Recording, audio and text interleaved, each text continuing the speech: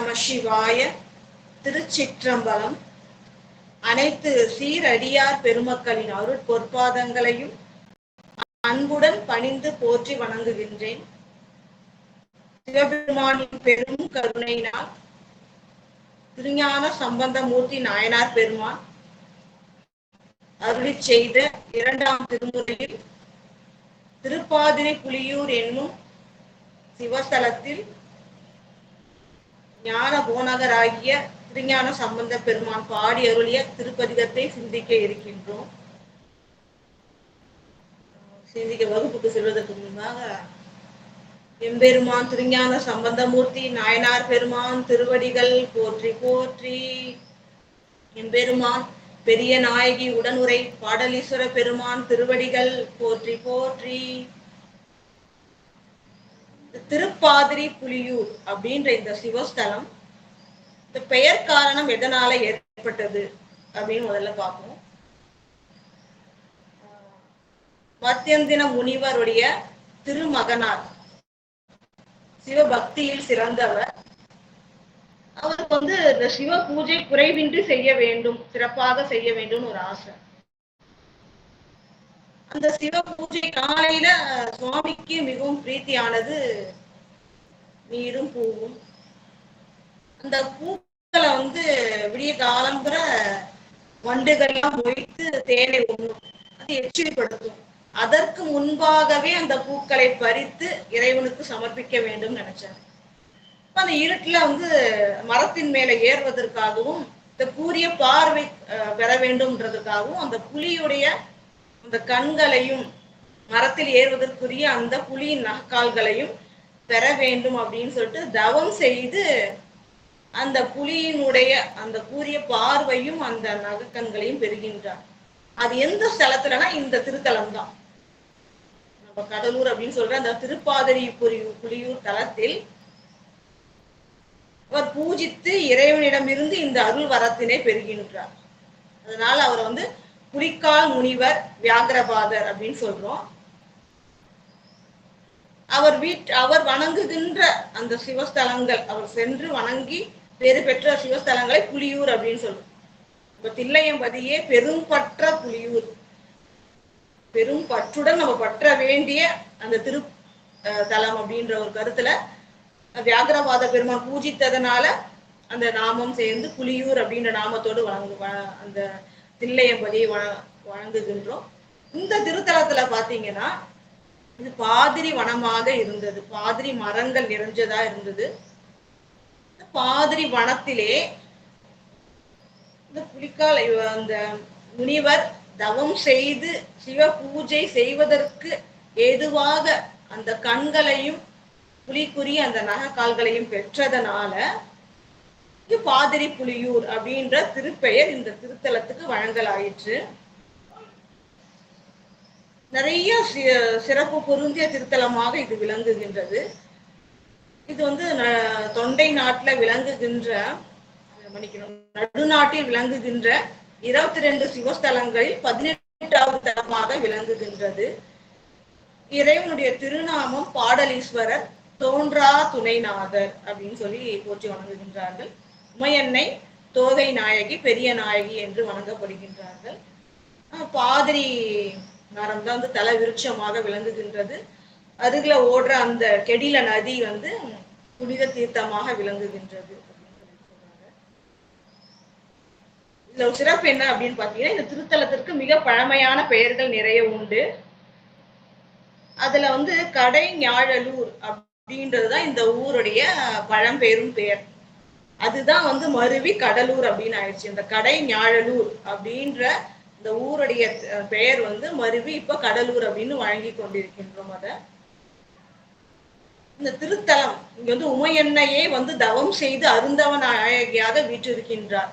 இந்த தலத்துக்கு சென்றீங்கன்னா போய் பிரகாரத்தை சுத்தி வரும்போது அருந்தவ நாயகிக்கு என்று ஒரு தனி சந்நிதி உண்டு. அரூப நிலையில சுவாமி உமையன்னை அங்கு தவம் செய்து கொண்டிருப்பார். அருந்தவ நாயகியாக உமையன்னை தவம் செய்தால் அந்த காரணம் என்ன அப்படின்னு சொன்னா, உமையன்னை விளையாட்டாக இறைவனுடைய 2 கண்களையும் பொத்தினாள். அது எல்லா உலகங்களுக்கும் ஒளி தருகின்ற சந்திர சூரியர்கள் இல்லையா, அதனால அந்த திருக்கண்களை மூடியவுடன் எல்லா உலகங்களிலும் இருள் சூழ்ந்து விடுகின்றது, உயிர்கள் எல்லாம் துன்பம் உறுகின்றது. இறைவன் பெருங்கருணையினால் தன் நெற்றியில் ஒரு கண்ணை மலர செய்தார். மலர செய்து உயிர்களை எல்லாம் காத்தருளினார். இருந்தாலும் அது சிறிய நேரம்னாலும், அது சிவலோகத்தில் கொஞ்ச நேரம்னாலும், அது நம்ம பூமிக்கெல்லாம் பார்த்தீங்கன்னா பல வருஷங்கள், பல 100 வருஷங்கள் உயிர்கள்லாம் துன்பப்பட்டது. அதற்கு காரணமாக அமைந்து விட்டபடியே அந்த தோஷத்தினை போக்குவதற்காக உமையன்னை தவம் செய்கின்றான். இப்ப இறைவன் என்ன சொல்றாரு அப்படின்னு சொன்னா, நீ வந்து சிவஸ்தலம் அந்த சாப விமோசனம், இந்த பாப விமோசனம் அவங்க கேட்கும் பொழுது சுவாமி சொல்றாங்க, நீ சிவஸ்தலங்கள் சென்று கொண்டிரு, பூமியில கர்ம பூமியிலே சென்று சிவஸ்தலங்கள் தோறும் சென்று வணங்கி கொண்டிரு. எந்த இடத்துல வந்து உனக்கு இடது தோளும் கண்ணும் துடிக்கின்றதோ அங்க வந்து நீ என்னை குறித்து தவம் செய்தால் அந்த உனக்கு நான் அருள் செய்வேன்னு சொல்றாரு. அதே போல அவங்க வரும்பொழுது, இந்த திருத்தலத்துக்கு வரும்பொழுது இடது கண்ணும் தோளும் துடிக்கின்றது. அதான் பெண்களுக்கு சொல்லுவாங்க, இடது பாகம் அந்த கண்ணும் தோளும் துடிப்பது நல்ல சகுனம் அப்படின்னு சொல்லுவாங்க. அவ்வாறு இங்கே வந்து அரூபமாக அருந்தவ நாயகியாக விளங்கி உமையன்னை தவம் செய்கின்றார். தவம் செய்து இறைவனின் திருவருளை பெறுகின்றார். இங்க தோன்றா துணைநாதர் அப்படின்னு இறைவனுக்கு இந்த அருள் நாமம் வந்தது இல்லைங்களா, அதோட சிறப்பு பார்த்தீங்கன்னா நம்ம எல்லாரும் அறிந்த அருள் புராணம் தான். அப்பர் பெருமானை சமணர்களுடைய அந்த மாயையினால அரசன் என்ன பண்றான், கல்லோடு சேர்த்து கயிற்றால கட்டி கடலில் விடுகின்றான். சிவபெருமானையே உறுதி பொருள் என கொண்டிருப்பவர் சொற்றுணை வேதியன் என்னும் அருள் பதிகத்தை பாடுகின்றார். அந்த நமசிவாய மந்திரத்தின் பெருமையினால் சேக்கிழார் பெருமான் சொல்றாங்க, அதாவது பிறவி கடலில் இருந்தே உயிர்களை எல்லாம் கரையேற்றுகின்ற திரு ஐந்தெழுத்து ஒரு கல் மேல திருநாவுக்கரசு நாயனார் பெருமான ஏத்தாதா அப்படின்றாங்க. எல்லா உயிர்களையும் பிறவி கடலில் இருந்தே கரையேற்று திருநாவுக்கரசு நாயனார் பெருமானை ஒரு கல் மேல் ஏற்றுதல் பெரும் சிறப்போ, அது எளிதாக நடந்தது அப்படின்றாங்க. அந்த திருநாமத்துடைய பெருமையினை அவர் போற்றி வணங்கும் போது இறைவன் திருவருளால் அந்த கயிறு அருந்து விட்டது. அந்த கல் சிவிகையாக மாறியது. வருண பகவான் திருநாவுக்கரசு நாயனார் பெருமாளை தாங்குகின்ற பெரும்பேறு பெற்றான். கொண்டு வந்து கரையேற விட்ட குப்பம் அப்படின்னு சொல்லிட்டு இப்போ ஒரு வருஷத்துக்கு முன்னாடிதான் அங்க உபாபிஷேக பணிகள் நடந்து குடமுழுக்கு சிறப்பா நடந்துச்சு. அந்த இடத்துல இறைவன் திருவருளால கரையேறுகின்றார் நம்முடைய அப்பர் பெருமான். ஏறி வந்து நம்ம பாடலீஸ்வர பெருமானை வணங்குகின்றார். ஈன்றாலுமாய் எந்தையுமாய் அப்படின்ற பாடல்ல தோன்றா துணையாய் இருந்தான் அடியோங்களுக்கே அப்படின்னு அந்த பாடல்ல பாடுறார். அந்த இறைவனுடைய நாமத்தை கூறி, அதனாலதான் சுவாமிக்கு வந்து அந்த தோன்றா துணைநாதர் அப்படின்ற நாமம் வருது. அப்படின்னா என்ன, தோன்றா துணையாக இருக்கின்றான் அப்படின்ற ஒரு பதத்தை நம்ம சொல்லிக்கிட்டே இருக்கோம். அப்படின்னா என்ன காரணம் அப்படின்னு சொன்னா, இறைவன் வந்து அடியார்கள் உள்ளத்துல எப்பொழுதும் நிலைத்திருப்பார், மறக்காம நினைக்க அருள் செய்வாராம். அதுதான் பெருங்கருணையம். இதுல வந்து ஒரு சூட்சமமான விஷயம் இருக்கு. அப்பப்ப வந்து உயிர்கள் மறந்துடும் சுவாமி, அதனாலதான் துன்பத்துக்கு ஆட்படும். அவ்வாறு உயிர்கள் இறைவனை மறந்து துன்பத்துக்கு ஆட்படாம அடியவர்களுக்கு இறைவன் என்ன செய்வார்னா எப்பொழுதும் நினைப்பிக்க அருள் செய்வார். அதுவே இறைவனுடைய பெருங்கருணை. தோன்றா துணைநாதர்னு அதுதான். எப்பொழுதும் அடியார் உள்ளத்தில் நினைக்க அருள் செய்வான், அதுதான் பெரும் கருணை. துணையாக இருப்பான், அதனால துன்பம் அணுகாது. அத்தகைய பெருமைக்குரியவராக இறைவன் இங்கே விளங்குகின்றார். பெரிய புராணத்துல இந்த பதிகம் பாடிய பெருமை எவ்வாறு போற்றப்படுகின்றது திருஞான சம்பந்த பெருமான் நாயனார் புராணத்துல பாத்தீங்கன்னா, பாடல் 962 மற்றும் 63 அந்த 2 பாடல்களும் பாத்தீங்கன்னா, செல்வம் மல்கிய தில்லை மூதூரினில் திருநடனம் பணிந்து ஏத்தி பல்பெரு தொண்டர் எதிர்கொள பரமர்த்தம் திருத்திணை நகர் பாடி அல்கு தொண்டர்கள் தம்முடன் திருமானி குழியினை அணைந்து ஏத்தி மல்குவார் சடையார் திருப்பாதிரை புலியூரை வந்து உற்றார். முக்தி திருவினை தருகின்ற அருள் செல்வத்தினை வாரி வழங்குகின்ற பழமையான தில்லையில வணங்கி கொண்டு திருஞான சம்பந்த பெருமான் அங்கே அந்த ஆனந்த திருநடனத்தை தரிசித்து வணங்குகின்றார். இது இரண்டாவது முறையாக தரிசனம் செய்வது. முதல் முறை தரிசனம் செய்யும் போதே நம்ம பார்த்தோம், ரொம்ப சிறப்பா இருக்கும். தனக்குள் விளங்குகின்ற அந்த மெய்ஞானமாக மெய்ஞானத்தை கண்ணெதிரே அந்த பொன்னம்பலமாக அவர் கண்டார். இந்த உள்ளே நிகழ்கின்ற அந்த அற்புத பெருங்கூத்தை கண்ணெதிரே காணும் அந்த பேரு பெற்றார். அந்த அந்த உணர்வு அவருக்கு தோன்றியதுன்னு பார்க்கணும். இரண்டாவது முறை அதெல்லாம் சொல்லல. எப்படி சொல்றாங்கன்னா, அந்த திரு நடனத்தை பணிந்து போற்றி வணங்குகின்றார். பதிகத்தினால் போற்றி வணங்கி அடுத்த தொண்டர்கள் எல்லாம் எதிர்கொள்ள திருத்திணை நகர் செல்கின்றார். திருத்திணை நகர் சிறப்புக்குரியது. அப்பதான் கும்பாபிஷேகம் நடந்தது. அப்படி தொண்டர்கள் எல்லாம் எதிர்கொள்ள, ஏன்னா அடியார் வரார், பெரும் தலைவர் வருகின்றார், குருமார் எழுந்தருளி வருகின்றார்னா அப்ப நம்ம அடியார்கள் எல்லாம் எதிர்கொண்டு வணங்கி வரவேற்று தன்னுடைய ஊர்ல இருக்கிற பதிக்கு அழைத்து கொண்டு போதல் மரபு இல்லையா? அது போல அழைத்து கொண்டு திருத்திணை நகர் செல்கின்றார்கள். இந்த சிவகுழுந்தீஸ்வர் கரு நெடும் கன்னியம்மை, நீலாயுதாட்சின்னு சொல்லுவோம். அப்படிப்பட்ட பெருமைக்குரிய சிவஸ்தலம். அந்த திருத்தலத்திலே வணங்கி இறைவனுடைய திருவருளை பெற்று தொண்டர்களுடன், இந்த தொண்டர்கள் எப்படிப்பட்டவனா அல்கு தொண்டர்கள், நிலை பெற்ற தொண்டர்கள், அதாவது பக்தியிலே உரைப்புத்தன்மை கொண்ட நிலை பெற்ற அந்த தொண்டர்களுடன் சேர்ந்து திருமாணிக்குழியினை சென்று வணங்குகின்றார். திருமால் வழிபட்டது. அந்த திருமாணிக்குழியினை அணைந்து ஏற்றி மல்குவார் சடையார் திருப்பாதிரி புலியூரை வந்து உற்றார். அதாவது நீண்ட சடையினை கொண்டவராக விளங்குகின்றார் சுவாமி. அதில் செறிந்து, அதாவது அடர்த்தி மிக்க சடை மட்டும் இல்ல, நிறைய பொருட்கள் அதுல இருக்கு. கோமலையா போன வகுப்புல சொன்னாங்கன்னு நினைக்கிறேன். அதாவது செறிந்த சடை அப்படின்னு சொன்னா அந்த சடை கற்றை நெருக்கமாக இருக்கின்றது மட்டும் அர்த்தம் இல்ல, நிறைய அந்த பொருட்கள் இருக்கு இல்லையா? இறைவன் சூடி இருக்கிறாரு, கன்னியாக மாலை போல பிறையை சூடி இருக்கின்றார், அப்புறம் கொன்றை மாலையை சூடி இருக்கின்றார், கங்கையை தாங்கி இருக்கின்றார், அரவம் வேற தாங்கி இருக்கிறார். இதெல்லாம் நிறைய இருக்கு. அதனால எல்லாம் நெருக்கமாக இருக்கின்றது. அவ்வாறு நீண்ட சடையினை சுவாமி கொண்டிருக்கிறார். அடர்த்தியான நீண்ட சடையினை கொண்டிருக்கின்றார். அத்தகைய இறைவன் வீற்றிருக்கின்ற திருப்பாதிரி புலியூரை வந்து சேர்கின்றார் நம்முடைய திருஞான சம்பந்த பெருமான். கன்னி மாவனம் காப்பு என இருந்தவர். இந்த திருத்தலத்துல இறைவி தவம் செய்ததால இது கன்னி மாவனம், கன்னிவனம். கன்னியாகியன உமையன எப்போதும் கன்னி இல்லையா? அவர்கள் தவம் செய்தது எப்படி? காஞ்சியில அன்னை தவம், காஞ்சியில காமாட்சி அன்னை தவம் செய்தது அம்பிகாவனம்னு சொல்றோம் இல்லைங்களா? அங்கதான் அவங்க இறைவனுக்கு பூஜை செய்கின்றார்கள். அது போல இங்க கன்னி மாவனம் அப்படின்றது அருந்தவ நாயகியாக உமையன்னை தவம் செய்தது. அவ்வாறு தவம் செய்ததுல சுவாமி இங்கே காவல் காத்து அருள் செய்கின்றார். அப்படி இந்த வனத்தை காத்து அருளுகின்ற சிவபெருமான் அவருடைய கழலினை பணிந்து 2 திருவடிகளையும் அருள் தருகின்ற, பவம் அறுக்கின்ற, சிவப்பேறு தருகின்ற அந்த திருவடிகளை பணிந்து அங்கு உண்ண மாமுட கால் முயற்கு அருள் செய்த வண்ணமும் ஒழிந்து ஏற்றி முதல் பாடல்லே வருது. மங்கன முனிவர் அப்படின்ற ஒரு முனிவர் இருக்காரு.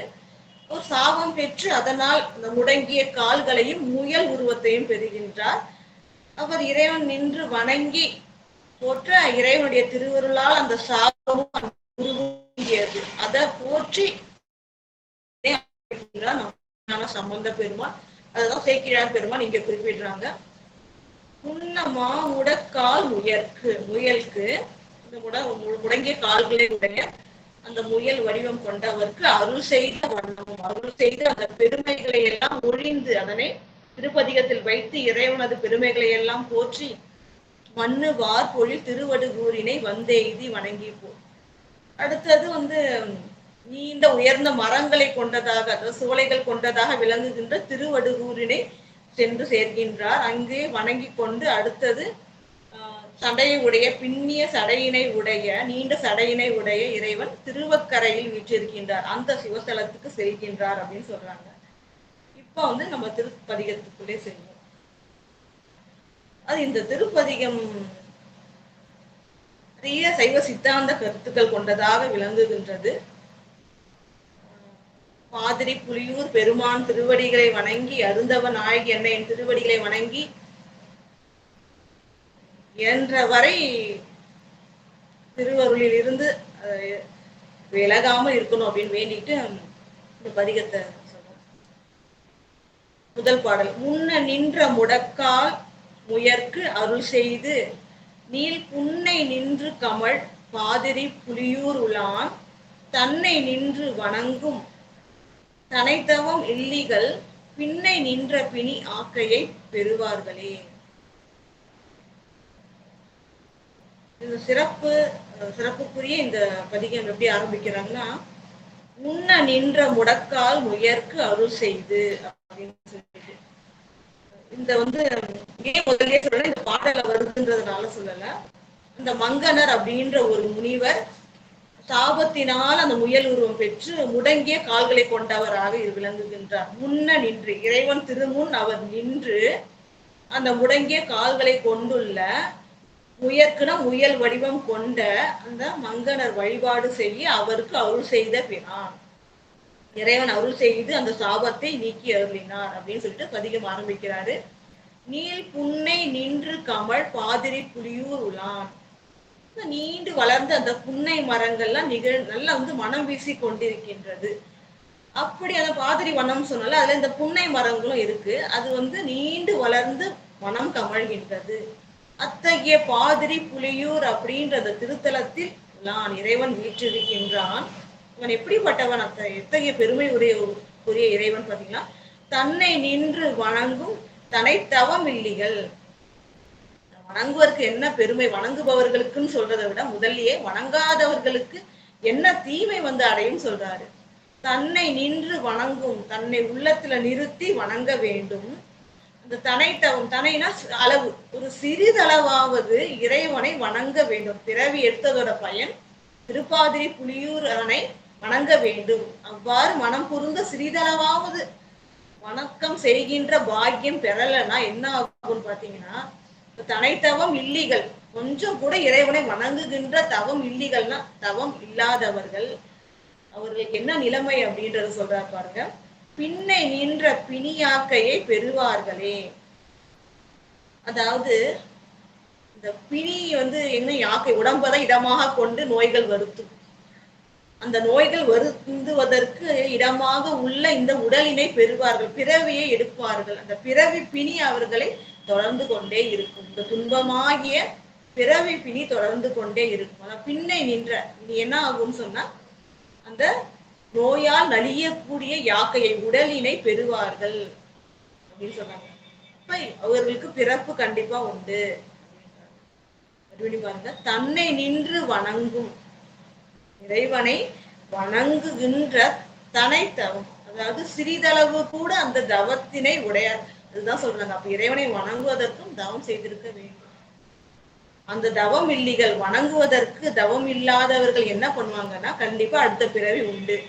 அடுத்த பிறவியாவது இறைவனை வணங்க வேண்டும், உளம் கொண்டு வணங்க வேண்டும். பாதிரி புலியூரானை தோன்றா துணையாக விளங்குகின்ற இறைவனை இப்படி வணங்கலன்னா அடுத்ததுக்கு அப்புறம் பிறவிகள் தொடர்ந்து கொண்டே இருக்கும். அது எப்படிப்பட்ட பிறவியா, அந்த பிணியான அந்த கொடிய நோய்கள்லாம் தங்குதற்கு இடமாகிய அந்த உடலினை பெறுவார்கள். அதனால இறைவனை வணங்க வேண்டும். பாதிரி புலியூரானை வணங்காம இருந்தா என்ன பாதிப்புன்னு முதல் பாடல்ல ஆரம்பிக்குது. இரண்டாவது பாடல்.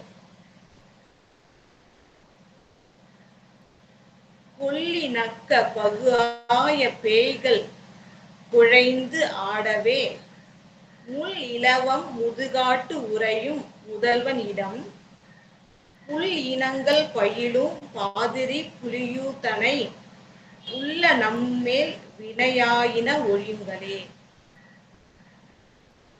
அதாவது சுவாமி என்ன பண்றாரு அப்படின்னு பாத்தீங்கன்னா, பேய்கள் பத்தி சொல்றாங்க. அந்த சுடுகாட்டுல நடனம் ஆடுகின்ற பேய்கள், காரைக்கால் அம்மையாரும் சொல்லுவாங்க. மூத்த திருப்பதிகம், கோயில் மூத்த திருப்பதிகத்துல அந்த பேய்கள் பத்தி எல்லாம் சொல்லுவாங்க. கண்களுடைய அந்த பார்வை அப்படியே நெருப்பு போல இருக்கும். கொல்லிவாய்னா வாயில அந்த நெருப்பு எரிஞ்சிட்டு இருக்கும்னு சொல்லுவாங்க இல்லையா, அதுதான் இங்க குறிப்பிடுறாங்க. கொல்லி நக்க பகுவாய பேய்கள் குழைந்து ஆடவே. ஒரு சிறப்பு பாருங்க.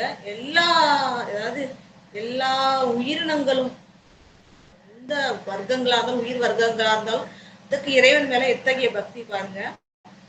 மதுராய பேய்கள், பிளந்த வாயிலுடைய பேய்கள் இருக்கு. அது சிரிக்கும் போது என்ன ஆகுதுன்னா வாயிலிருந்து அதாவது அந்த கொல்லி எரியுது இல்லையா, அது போல நெருப்பு வீழ்கின்றது. அது போன்ற கொடிய தன்மையினை உடைய பேய்கள்லாம் குழைந்து ஆடவே அது கூட அன்பால மனம் உருகி ஆடுகின்றது. சிறப்பு பாருங்க. இப்போ வாயை பிளந்திருக்கின்ற திறந்தபடி வாயை வைத்திருக்கின்ற அந்த பேய்கள் அது நக்கனா சிரிக்கும் பொழுது கொல்லி அதாவது எரி கொல்லி போன்ற தீயினை உமிழ்கின்றது. அப்படிப்பட்ட பேய்கள் குழைந்து அந்த பேய்களும் என்ன பண்ணுதுன்னா அன்பால் மனம் உருகி இறைவன் மீது கொண்ட அன்போடு மனம் உருகி ஆடுகின்றன. இறைவனோட நடனம் ஆடுகின்றன. பார்த்திருக்கோம் இல்லையா, சிவமகாபுராணத்துல வரும் சிவபெருமான் அந்த பேய்களோட எல்லாம் ஆடுவார் அப்படின்னு சொல்லிட்டு. அப்ப விஷ்ணு கேட்பார், ஏன் இந்த கொடிய அந்த ரூபமோட பேய்களோட ஆடிட்டு இருக்கீங்க அப்படின்னு சொல்லும்போது சுவாமி சொல்லுவாங்க, இந்த பேய்களோடு ஆடலை தவிர்த்தால் அதை மற்ற உயிர்கணங்களுக்கு எல்லாம் இரவில துன்பத்தை செய்யும் அப்படின்றதுனால அது கூட ஆடிக்கொண்டிருக்கின்றேன். அதனால சுடலையில் கூத்தாடுவதற்கு என்ன காரணம் அப்படின்னு சொல்லிட்டு சுவாமி சொல்லுவாங்க. அது போல அந்த உயிர்களும் அது எப்படி பாருங்க, எப்படிப்பட்ட அன்போடு பக்தியோடு அதுவும் குழைந்து உள்ள முருக ஆடிக்கொண்டிருக்கின்றது அந்த பேய்கள்.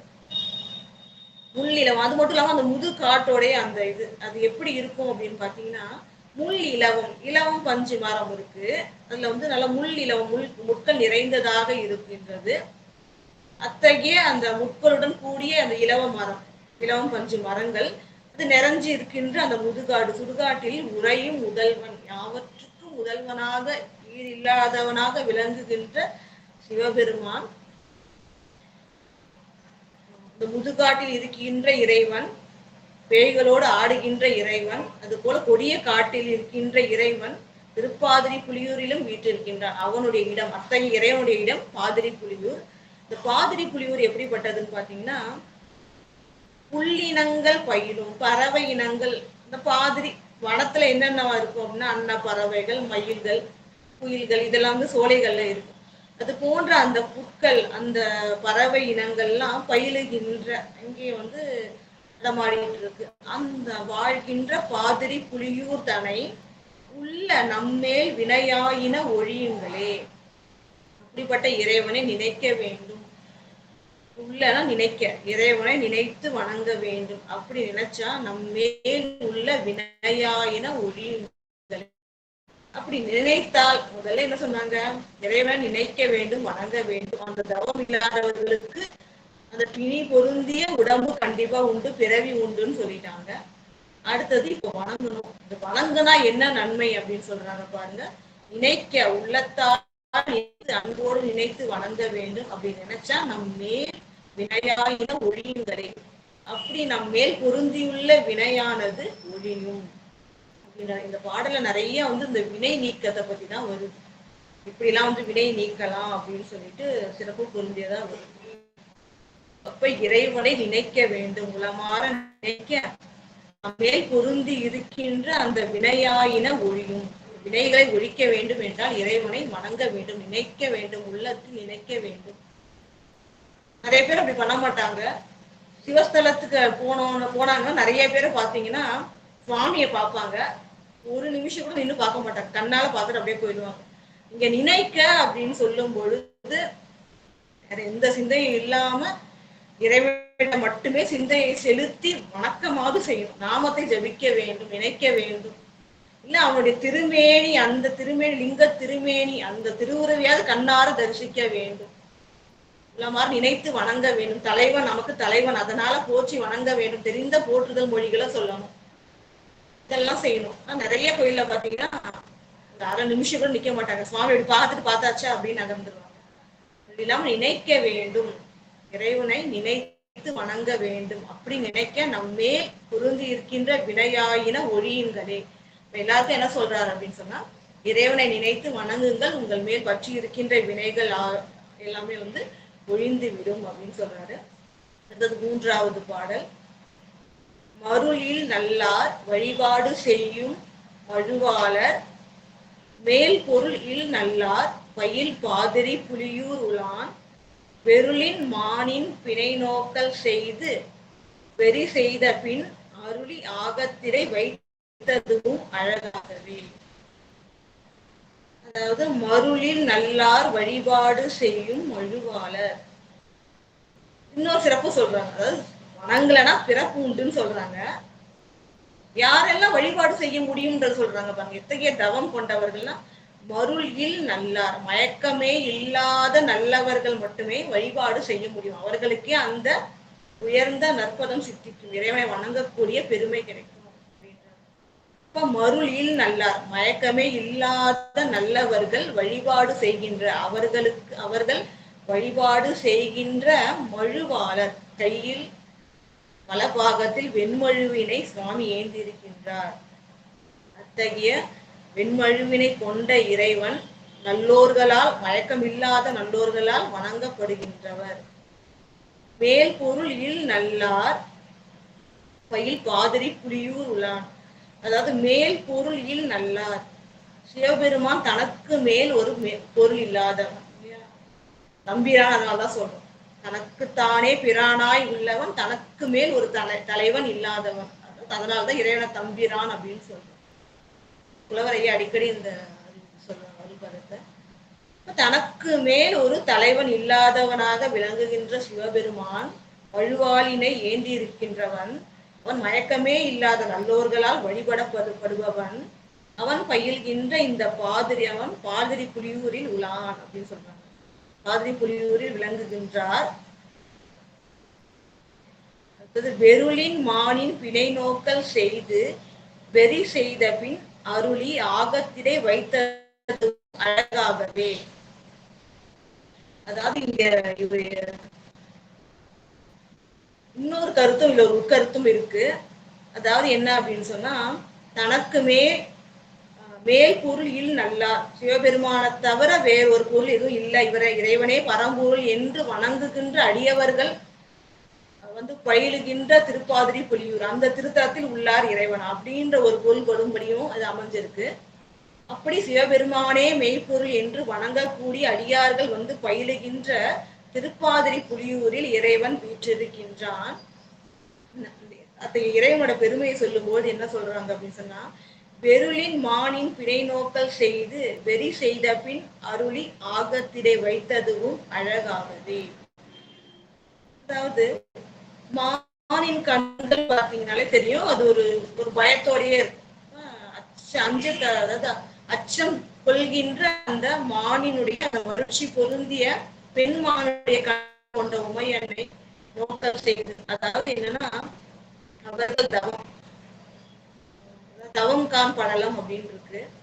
உமையன்னை இறைவனை அடைய வேண்டி, அதாவது காம தகனம் நடந்ததுக்கு அப்புறம் உமையன்னை சுவாமியை நோக்கி கடுந்தவம் செய்வார்கள், இறைவனை அடைய வேண்டும் அப்படின்னு சொல்லிட்டு.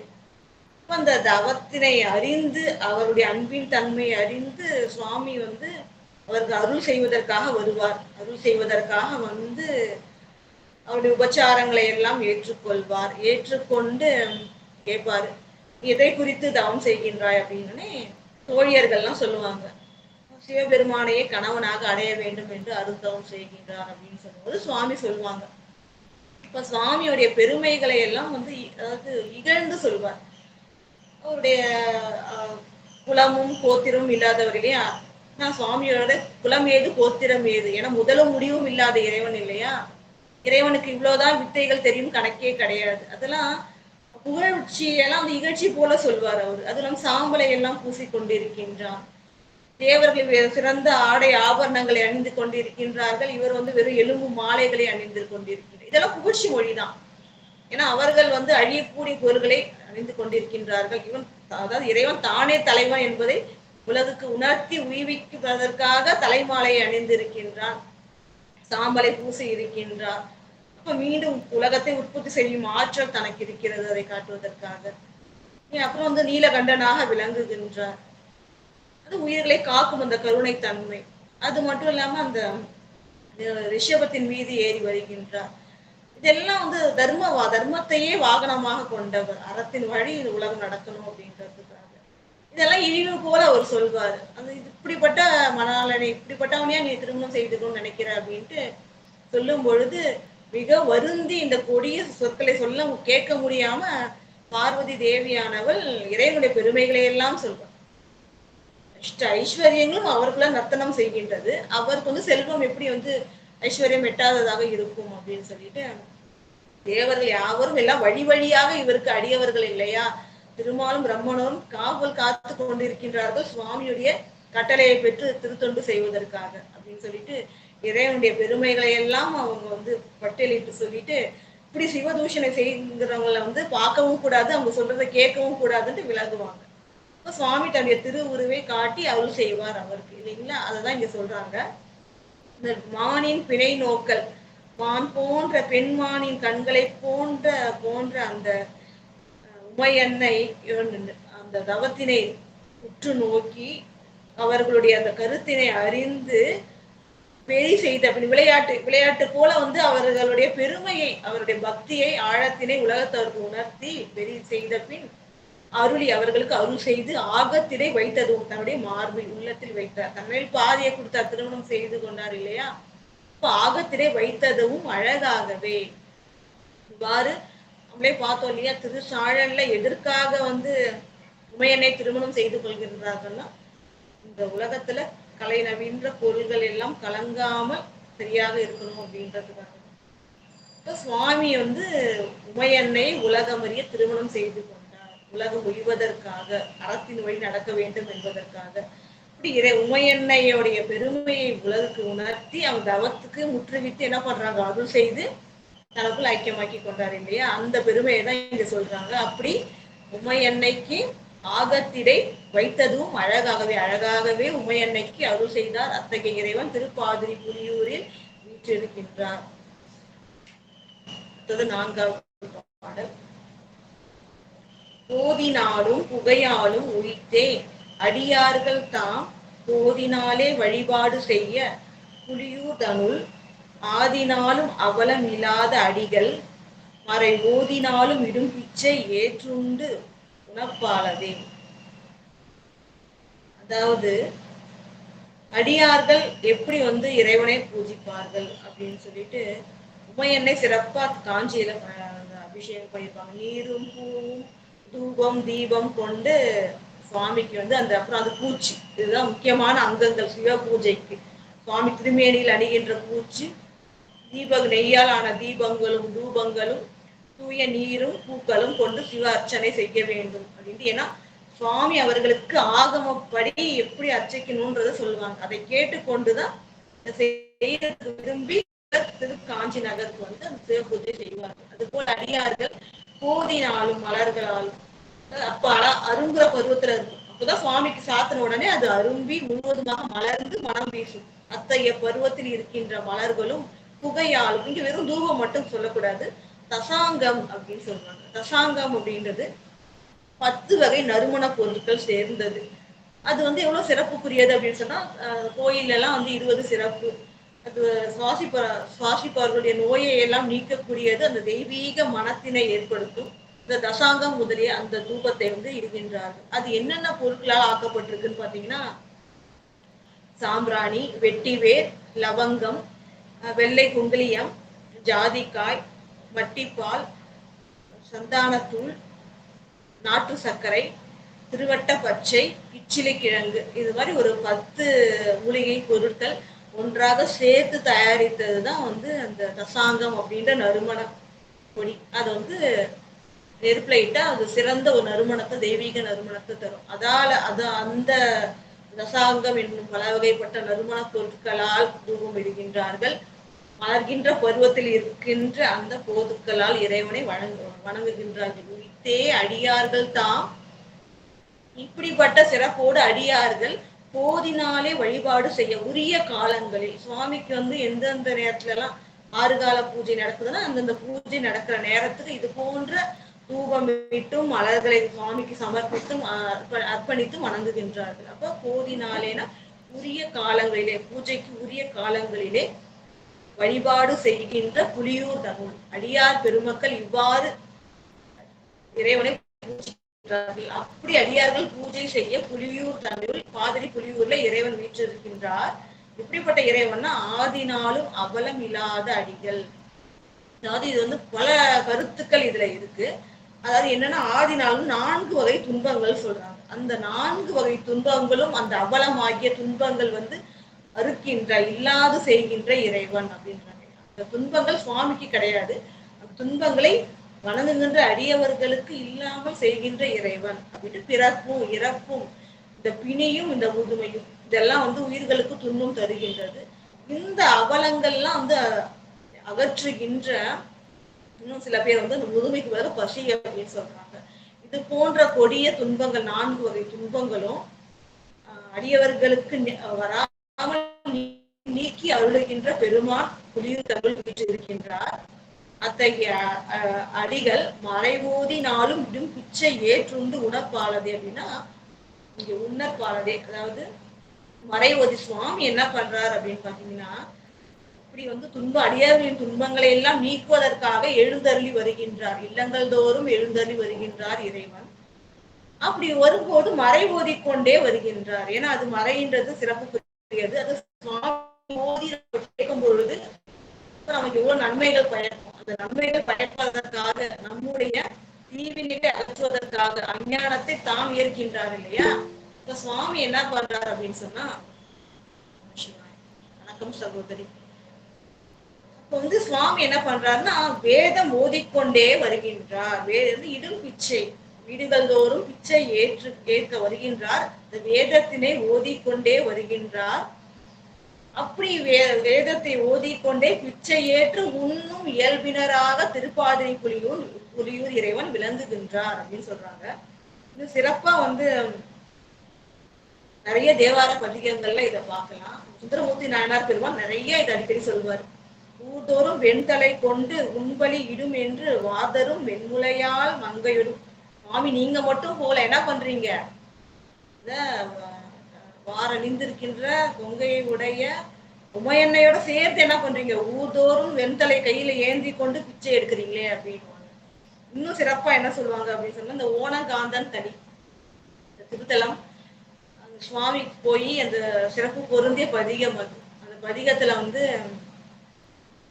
பொருள் வேண்டணும் அப்படின்றதுக்காக சுவாமி கிட்ட அந்த பதிகம் பாடி எண்ணில் பொருள் நிதியம் வந்து பெற்று மகிழ்வார். பாடல்லே சொல்லுவார், உன்னை ஒற்றி வைத்த உண்ணலாமே அப்படின்னு கேட்பார் சுவாமி கிட்ட இல்லையா. இன்னொரு பாடல்ல சிறப்பா என்ன சொல்றாங்க அப்படின்னா, தையலார் உலகுய வைத்த காரீரும் பொழில் கட்சி மூதூர் காம கோட்டம் உண்டாக நீர் போய் ஊரிடும் பிச்சை கொள்வது என்னே ஓணகாந்தன் தலியுளீரே. அதாவது இந்த உலகத்தையே வந்து உய்விக்க வேண்டும் அப்படின்றதுக்காக அந்த மேகங்கள்லாம் தவழுகின்ற அந்த சோலைகளை கொண்ட காஞ்சி மாநகர்ல காம கோட்டத்துல அறங்கள் வளர்க்குறாங்க. ஊருக்கே என்ன பண்றாங்க, உலகத்துக்கே அன்னை வந்து அறம் வளர்த்த நாயகியாக விளங்கி அருள் செய்கின்றார். இப்படிப்பட்ட மலையாள் அப்படி இருக்க நீ என்ன பண்ற அப்படின்னு சொன்னா, ஊர் தோறும் போய் பிச்சை கொள்வது என்னை. மனைவிதான் எல்லாத்தையும் வச்சிருக்காங்க, எல்லா கஜானாவும் மொத்தமா அவங்க தான் வச்சிருக்காங்க. அப்படி இருக்க நீ என்ன பண்ற, ஊர் தோறும் போய் பிச்சை ஏற்பது என்னை, ஏன்பா பிச்சை ஏற்கின்றாய் அப்படின்னு சொல்லிட்டு அவ்வாறு வந்து உமையன்னை அறம் வார்க்கின்றார். அதற்கு இவர் தான் வந்து இருநாழி நெல் கொடுத்தார். இருந்தாலும் வந்து அது ஒரு அந்த இப்படி அன்பு பட தோழமை கருதி இந்த பதிகத்தை பாடி செய்வார். அது போல இறைவன் அந்த வேதத்தினை ஓதிக்கொண்டே வந்து இல்லங்கள் தோறும் பிச்சை எடுத்து உண்ணும் பண்பினராக விளங்குகின்றார். அவன் திருப்பாதிரி புலியூரில் வீற்றிருக்கின்றான். அத்தகைய இறைவன் காலங்கள் தோறும் அடியார்கள் நறுமண புகையிட்டும் மலர்களை வணங்கியும் வழிபட பெற்றவன் அப்படின்னு சொல்லிட்டு இந்த பாடல்ல சொல்றாங்க. 5வது பாடல், ஆக நல்லார் அமுதாக்க உண்டான் அடல் ஐந்தலை நாகம் நல்லார் பரவ நயந்த ஆங்க அறையார்த்தவன் போக நல்லார் பயிலும் பாதிரி புலியூர் தன்னுள் பாக நல்லாளோடு நின்ற இம் பரமேட்டியே. அதாவது ஆக நல்லார் அமுதாக்க உண்டான் அப்படின்னு சொல்லிட்டு உமையன்னைக்கு இறைவன் இடபாகம் தந்தருளினான். இந்த உமையன்னை என்ன பண்ணாங்களாம், இந்த ஆழகால நஞ்சினை சுவாமி உண்டார்.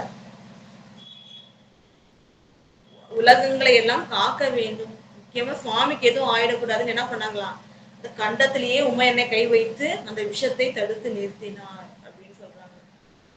உமை எண்ணெய் கைப்பட்டதுனால அது என்ன ஆயிடுச்சுன்னா அவ்வாறு உமை எண்ணெய் அமுதமாக்கினார். அந்த விஷத்தை உமை எண்ணெய் அமுதமாக்கினார். அத்தகைய பெண்ணில் நல்லாளாகி உமை எண்ணெய் இடபாகம் இறைவன் கொண்டிருக்கின்றார் அப்படின்றாங்க. அப்படிப்பட்ட இறைவன் அழல் ஐந்தலை நாகம் நயந்து ஆங்கு அறை ஆர்த்தவன் நல்லார் பரவ, அதாவது நல்லோர்கள் எல்லாம் இவரை வணங்கி ஏற்ற இவர் இப்படிப்பட்ட இறைவன்னா எல்லா உலகங்களையும் காத்து என்ன பண்ணார், உயிர்கள் எல்லாம் சாவாம, அதாவது தேவர்களுக்கும் திருமாலுடைய நிறம் மாறியது, பிரம்மனுடைய நிறமும் மாறியது, புகை நிறமா மாறிட்டாங்க இல்லையா, அவர்களே அவ்வாறு வருத்தி அந்த ஆழகால நஞ்சினை தான் உண்ட இறைவன் நல்லோர்களால் புகழப்படுபவன். அவன் என்ன பண்றான்னா அந்த ஐந்தலை நாகத்தினை இடையில கட்டி இருக்கின்றான். அந்த நாகம் எப்படிப்பட்டதுன்னா கொடிய விஷத்தினை உடையது. அந்த விஷம் நெருப்பு போன்றது, அழல் போன்றது அப்படின்றாங்க. அந்த நச்சு, அந்த பாம்புடைய விஷம் மிகுந்த வெப்பத்தை கூடிய தீ போன்ற கொடிய வெப்பத்தை கொண்டது. அத்தகைய அந்த விஷமுடைய அந்த நாகத்தினை நயந்து விரும்பி அங்கு அறை ஆர்த்தான். நல்லோர்கள் பரவனா எல்லோரும் வணங்கும்படி எல்லாரையும் காக்கின்ற இறைவன், காப்பதற்காக அந்த நஞ்சினை உண்டவன். இங்க இடையில என்ன பண்ணிருக்காரு, நஞ்சினை கழுத்துல வச்சுட்டாரு. அடுத்தது நஞ்சுடைய பாம்பை என்ன பண்றாரு, இடையிலே கட்டி இருக்கின்றான் இறைவன். அறை ஆர்த்தவன் போக நல்லார் பயிலும் பாதிரி புலியூர் தமிழ். இங்க போகம்ன்றது சிவபோகத்தினை குறிக்கின்றது. அதாவது என்னன்னா அந்த சிவபோகத்தில் பயிலுகின்ற நல்லார்கள் அவர்கள் வணங்குகின்ற பாதிரி புலியூர் தமிழ் அப்படின்றாங்க. இந்த சிவபோகம் அப்படின்னு சொன்னா என்னன்னா சிவயோகத்தில் ஒரு உயிர் திளைத்திருக்கும் பொழுது ஏற்படுகின்ற அந்த ஆனந்தம் தான் சிவபோகம், வேற ஒண்ணும் இல்லை. சிவயோகத்தில் திளைத்திருக்க வேண்டும், ஒரு சிறப்பான ஒரு கருத்து. இந்த சிவயோகம் எப்ப சித்திக்கும், சரியை கிரியை செய்து கொண்டே இருக்க வேண்டும், இறைவனுக்கு தொண்டு செய்து கொண்டே இருக்க வேண்டும். செய்து கொண்டே இருக்கும் பொழுது அந்த சிவயோகம் இறைவனின் திருவருளால் சித்திக்கும். அதுக்கு ஒரே ஒரு கண்டிஷன் இருக்கு. அதாவது சுந்தரமூர்த்தி நாயனார் பெருமான் திருக்கட்சி மேற்றலியில அதுக்கு நமக்கு ஒரு பெரிய டிப்ஸ் கொடுக்கிறார்.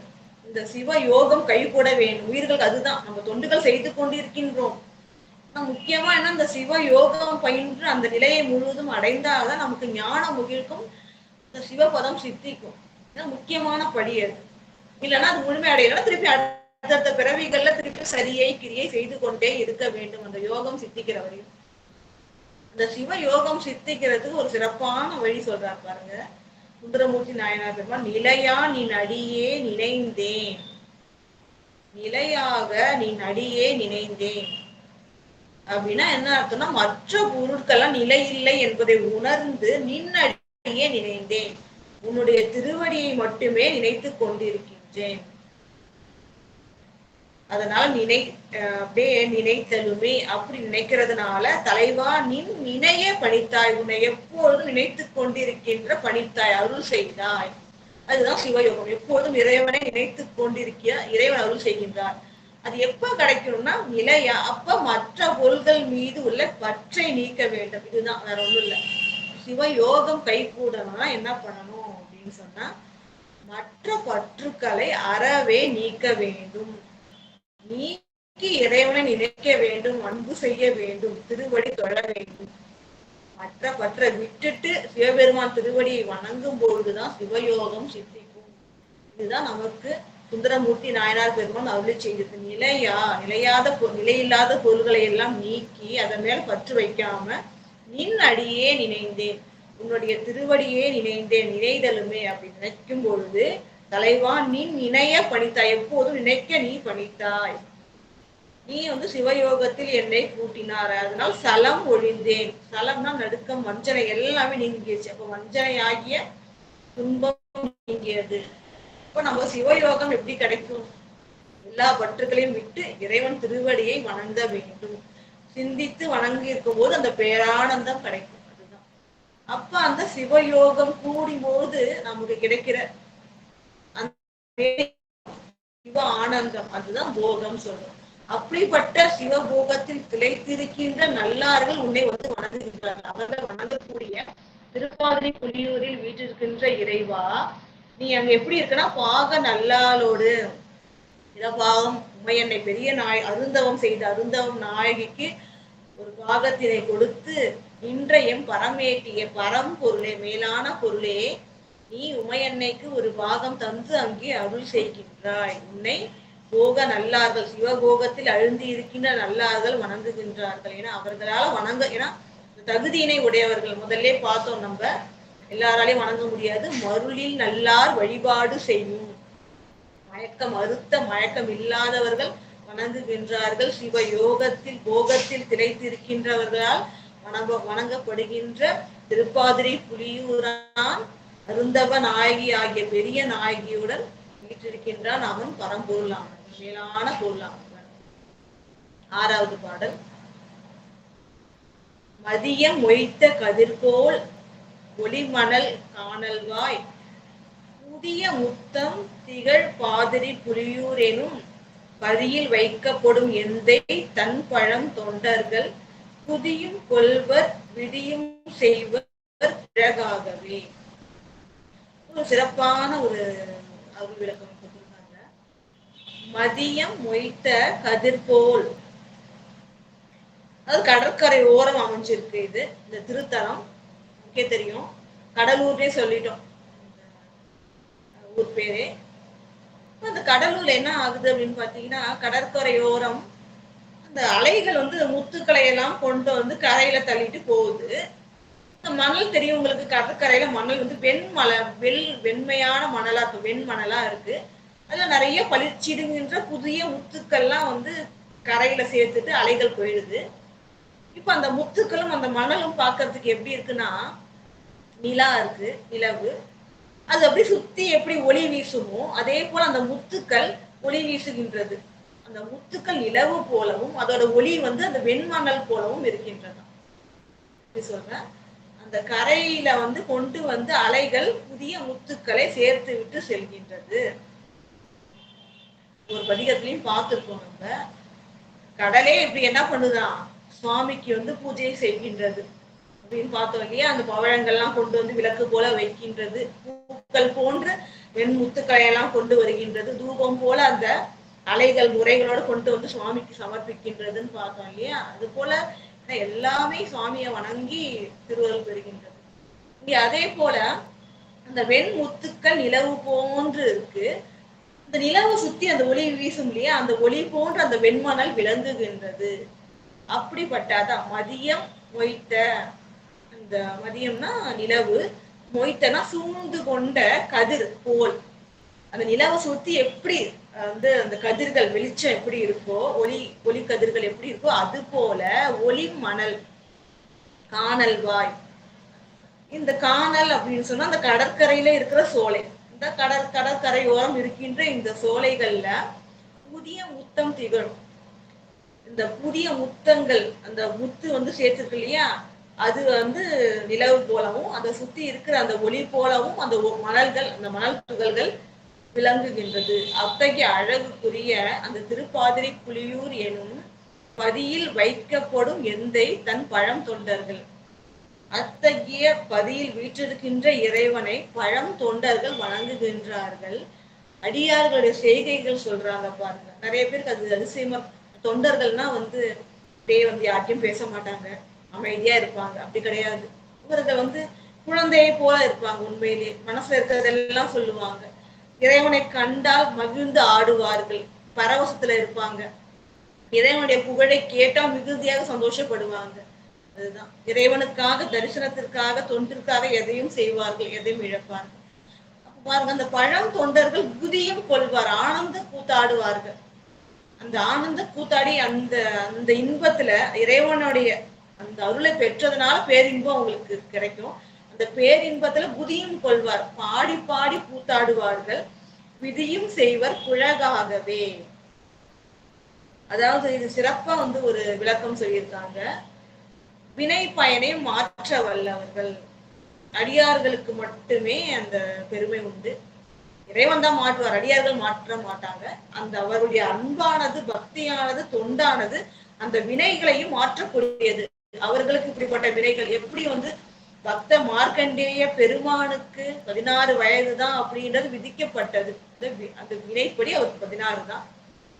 அவரோட அந்த சிவ பூஜை, அந்த தொண்டு உரைப்பு, அவர் என் காலன் வந்தோடனே என்னை விட்டுட்டு அவுட்ட போய் கெஞ்சல காலன் கிட்ட. என்ன பண்ணாரு, சுவாமியை கட்டி அணைத்து கொண்டார். அந்த பக்தி உரைப்பு, ஏன் அதுதான் அவர் அந்த சிவ பூஜை எந்த நிலையிலேயே சிவ பூஜை விடாது செய்தது, அவரை காத்தருளியது. அப்ப விதியும் செய்வர்னா அந்த வினை பயனையும் மாற்றி தனக்கு என்ன விருப்பமோ அதன்படி மாற்றக்கூடியவர்கள் அடியார்கள். இதுதான் ஒரு சிறப்பு. அடியார்களுடைய வாழ்க்கையில நடக்கிற ஒரு சூட்சுமத்தையே இங்க சொல்றாங்க.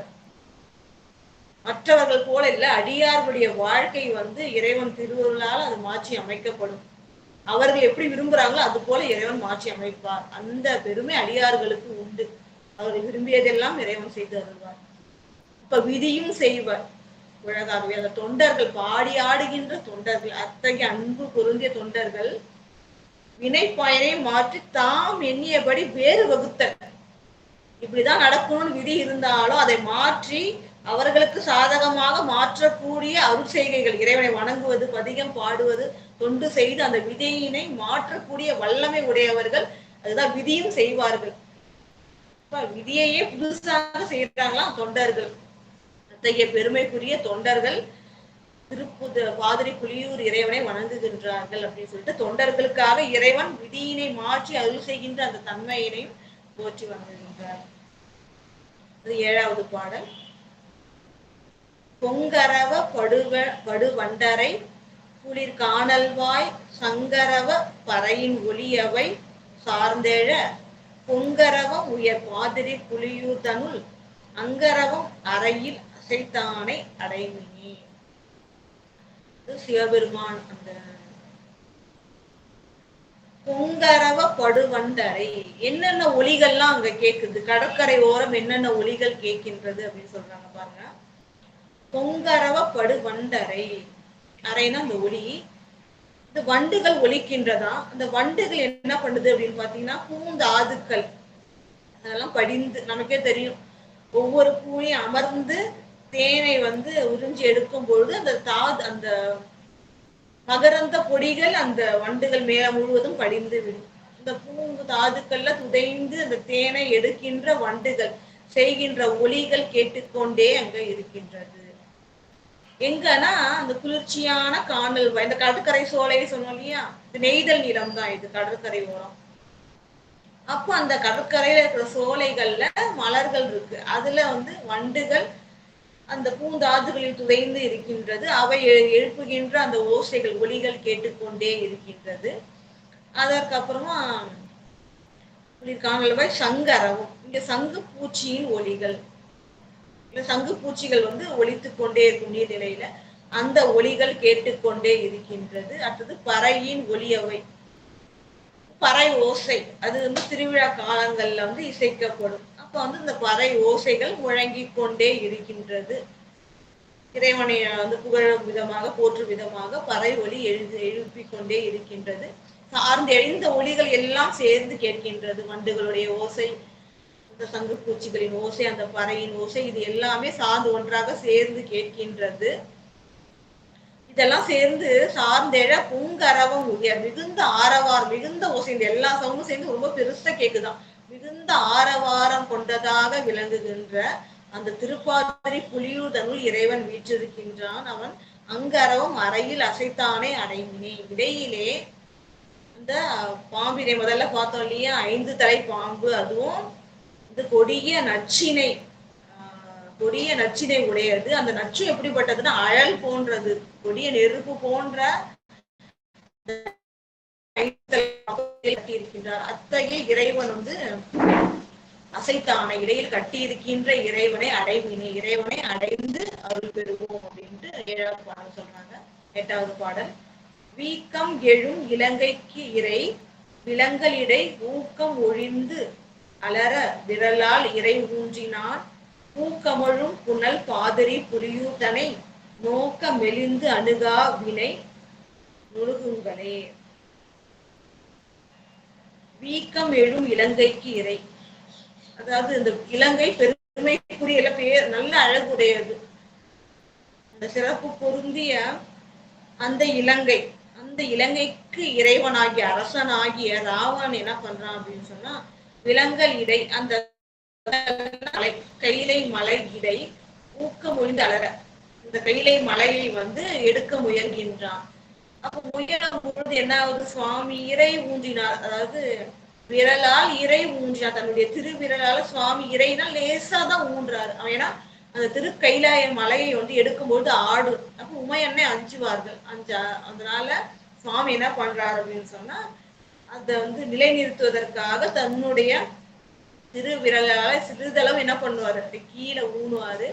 இதைனா சிறிது சிறிது ஊன்ற ஊக்கம் அழிந்து அவன் அலறுகின்றான். அந்த முயற்சி தூக்கணுன்ற முயற்சியும் அழிந்து அலறுகின்றான், நெறிப்பட்டு அலறுகின்றான். அவனும் தூக்குறதுக்கு என்ன பண்றான், அவன் தன்னுடைய 20 கைகளையும் 10 தலைகளையும் 20 தோள்களையும் அடியில விட்டுதான் என்ன பண்றான், தூக்குறான். அப்ப எல்லாமே என்ன ஆகுது, மலைக்கு அடியில நெரிக்கப்படுகின்றது. அதனால அவன் அலறுகின்றான், தன்னுடைய முயற்சியையும் விட்டு என்ன பண்றான், அவன் அலறான். அப்படி அவன் அலறுமாறு அந்த விரலை ஊன்றிய இறைவன், அத்தகைய வல்லமை உடைய ஆற்றலை உடைய இறைவன் அவன்.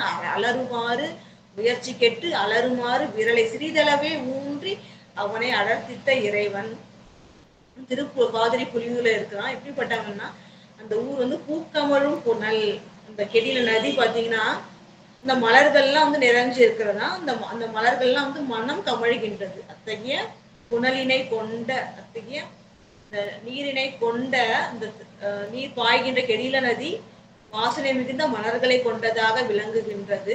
அத்தகைய புனலை அருகே கொண்ட அந்த நதியின் கரையில் அமைந்திருக்கின்ற பாதிரி புலியூர் தனை, அந்த திருத்தலத்தினை நோக்க மெலிந்து அணுகா வினை நுணுகுங்களே. அதாவது நோக்க அப்படின்னா அந்த சிவானுபவத்தில் வலுவாது ஊன்றி நிற்க வேண்டும். முதல்ல சொன்ன மாதிரி இறைவனை அந்த ஒன்றி சிவயோகத்தில் இறைவனோடு ஒற்றுமைப்பட்டு வணங்கி நிற்க வேண்டும். அப்படி வணங்கி இருக்கும் பொழுது வினையானது மெலிந்து விடும்.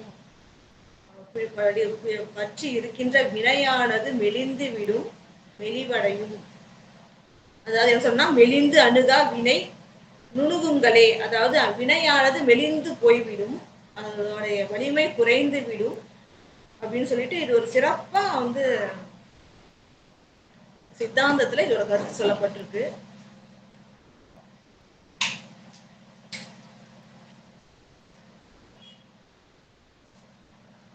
அதாவது இந்த வினை நீக்கம் யாருக்கெல்லாம் சாத்தியம் அப்படின்னு சொல்லும்போது ஒரு கருத்து என்ன சொல்லியிருக்குன்னா, இறைவனுக்கு யாரெல்லாம் திருப்பணி செய்கின்றார்களோ, பணி செய்கின்ற அடியார்களுக்கு தான் இந்த வினை சாத்தியம். ஏன்னா எல்லா உயிர்களுக்கும் தலைவன் சிவபெருமான் தான்.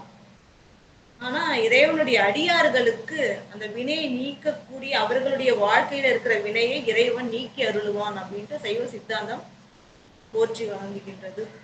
அது என்ன சொல்லுது அப்படின்னு பாத்தீங்கன்னா, அவர்கள் என்ன கொல்லணும் அப்படிப்பட்ட அந்த இறை தொண்டுல இருக்கிறவங்க முக்கியமா என்ன செய்யணும்னா,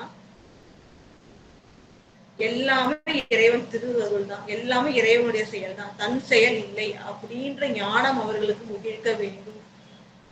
அப்படி இருந்தா இந்த நுகர்கின்ற வினை அவரை தாக்காது. நம்ம அந்த வினைகள் பத்தி அடியார் பெருமக்கள் எல்லாருக்கும் தெரியும். நம்ம எல்லாம் சேர்த்து வச்சிருக்கோம் நிறைய மூட்டையா. சஞ்சித வினை, பிராரத்தம் சொல்லிட்டு இந்த பிறவியில நம்ம எவ்வளவு தூக்கணுமோ அதுக்காக கொடுத்திருக்கிறத இப்ப நுகர்கின்ற வினை பிராரத்தம். அதற்கேற்ற உடல் இப்ப எவ்வளவு நுகர வேண்டுமோ அதற்கேற்ற உடல் அமைப்பு கொண்டு வருகின்றோம். இந்த மாயேயம் சொல்ற இந்த உடல் தனுவை கொண்டு வந்திருக்கின்றோம். இதற்கப்புறம் ஈட்டுவது ஆகாமியம். அது அடியார்களுக்கு எப்படி இதெல்லாம் கழிக்கிறார் சுவாமின்னு சொல்றாங்க பாருங்க.